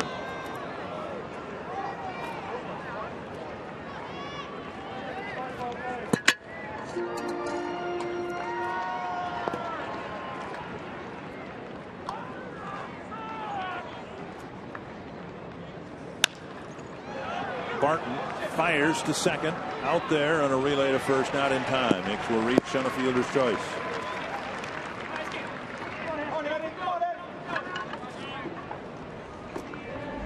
Well, Barton also known for a very good glove. Makes a good throw over to Lowry at short for the force out, and Hicks beats out the relay.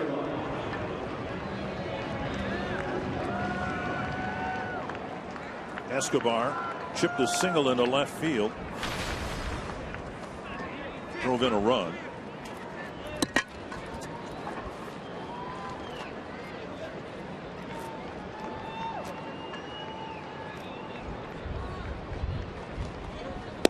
Strike one. Yeah, that was the last batter that Jim Johnson faced, and then Otero came in relief.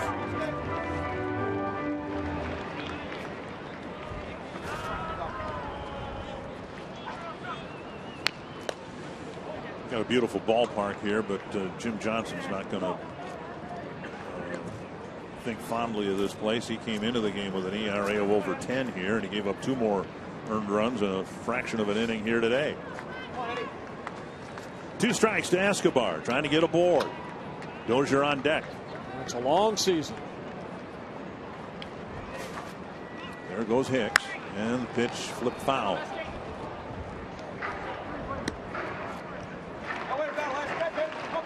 Burton pondering his struggles in the top of the 11th.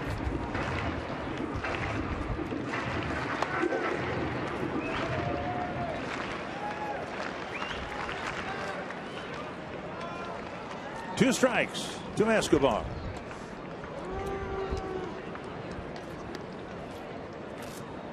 I've been where Burton's thinking right now, and it's not the home run, it's the walk, the leadoff walk. That's eat at you more than the long ball sometimes.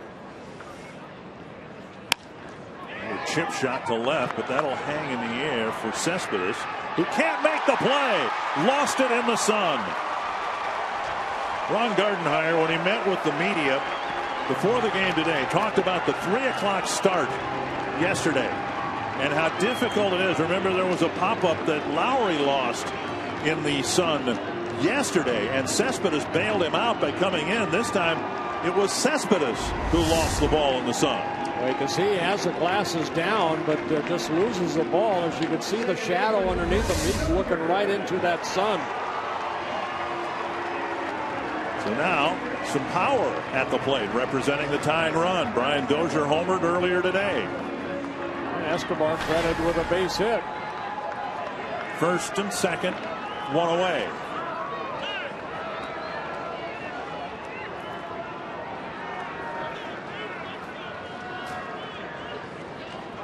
Dozier cranked one well back into the seats and left. Back in the 8th inning.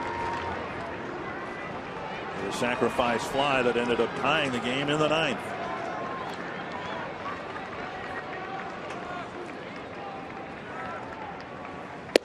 Inside, ball 1. Dozier was the first man that Otero faced, so in his role, it's odd that a reliever would face one batter twice in one game. We'll see how this plays out. Abad warming up in the Oakland pen. Pulled foul behind Joe Vavra, 1-1.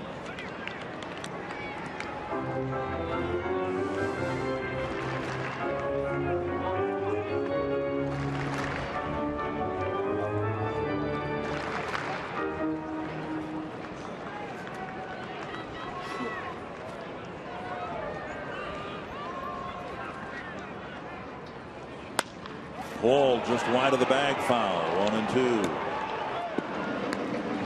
Otero pitching Dozier inside the last couple pitches.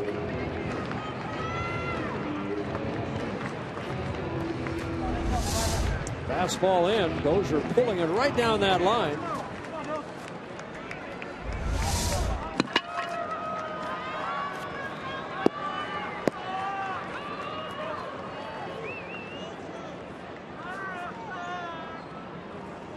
Strike him out. Fastball. For out number 2. That'll bring up Mauer. Otero's first strikeout.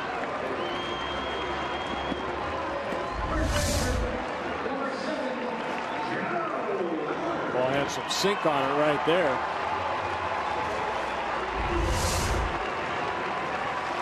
Last hope for the Twins, Joe Mauer, who was intentionally walked with 2 outs. Filled the bases in the 9th inning.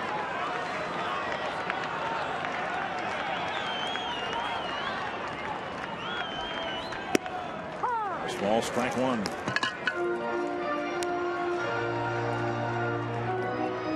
No home runs on the year. For that matter, no runs batted in yet for Joe. Be a good spot for both. Outside, 1-1.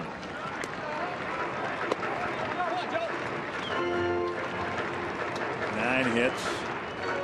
7 singles, 2 doubles.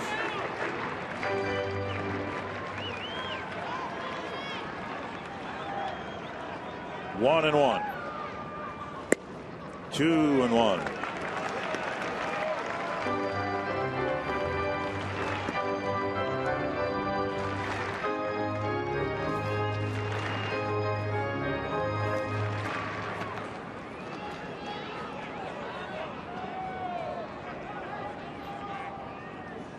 Three and 1 with Blue on deck.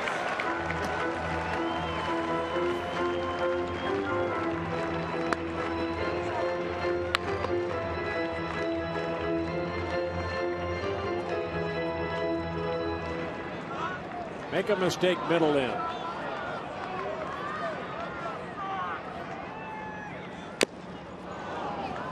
Three and 2. Staying away on Joe.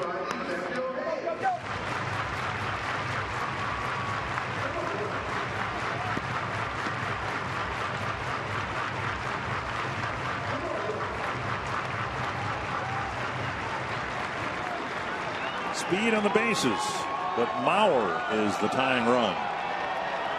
Full count with 2 away.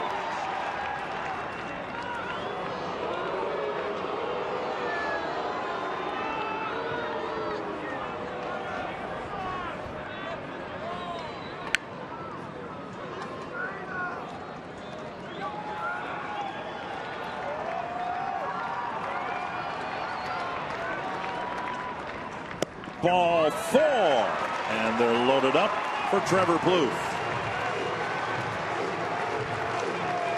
It will be the second time that Trevor has come up. I was going to say against Otero. Bob Melvin to the mound. He's got a left-hander warming up. And he may be checking with his pitcher to see how he feels. And he got what he wanted to hear. Plouffe in the 9th with the bases loaded in a tie game hit a 2-hopper to Josh Donaldson. Yeah, worked the count to 3 and 2 and then hit the ground ball. Plouffe looking for his first home run.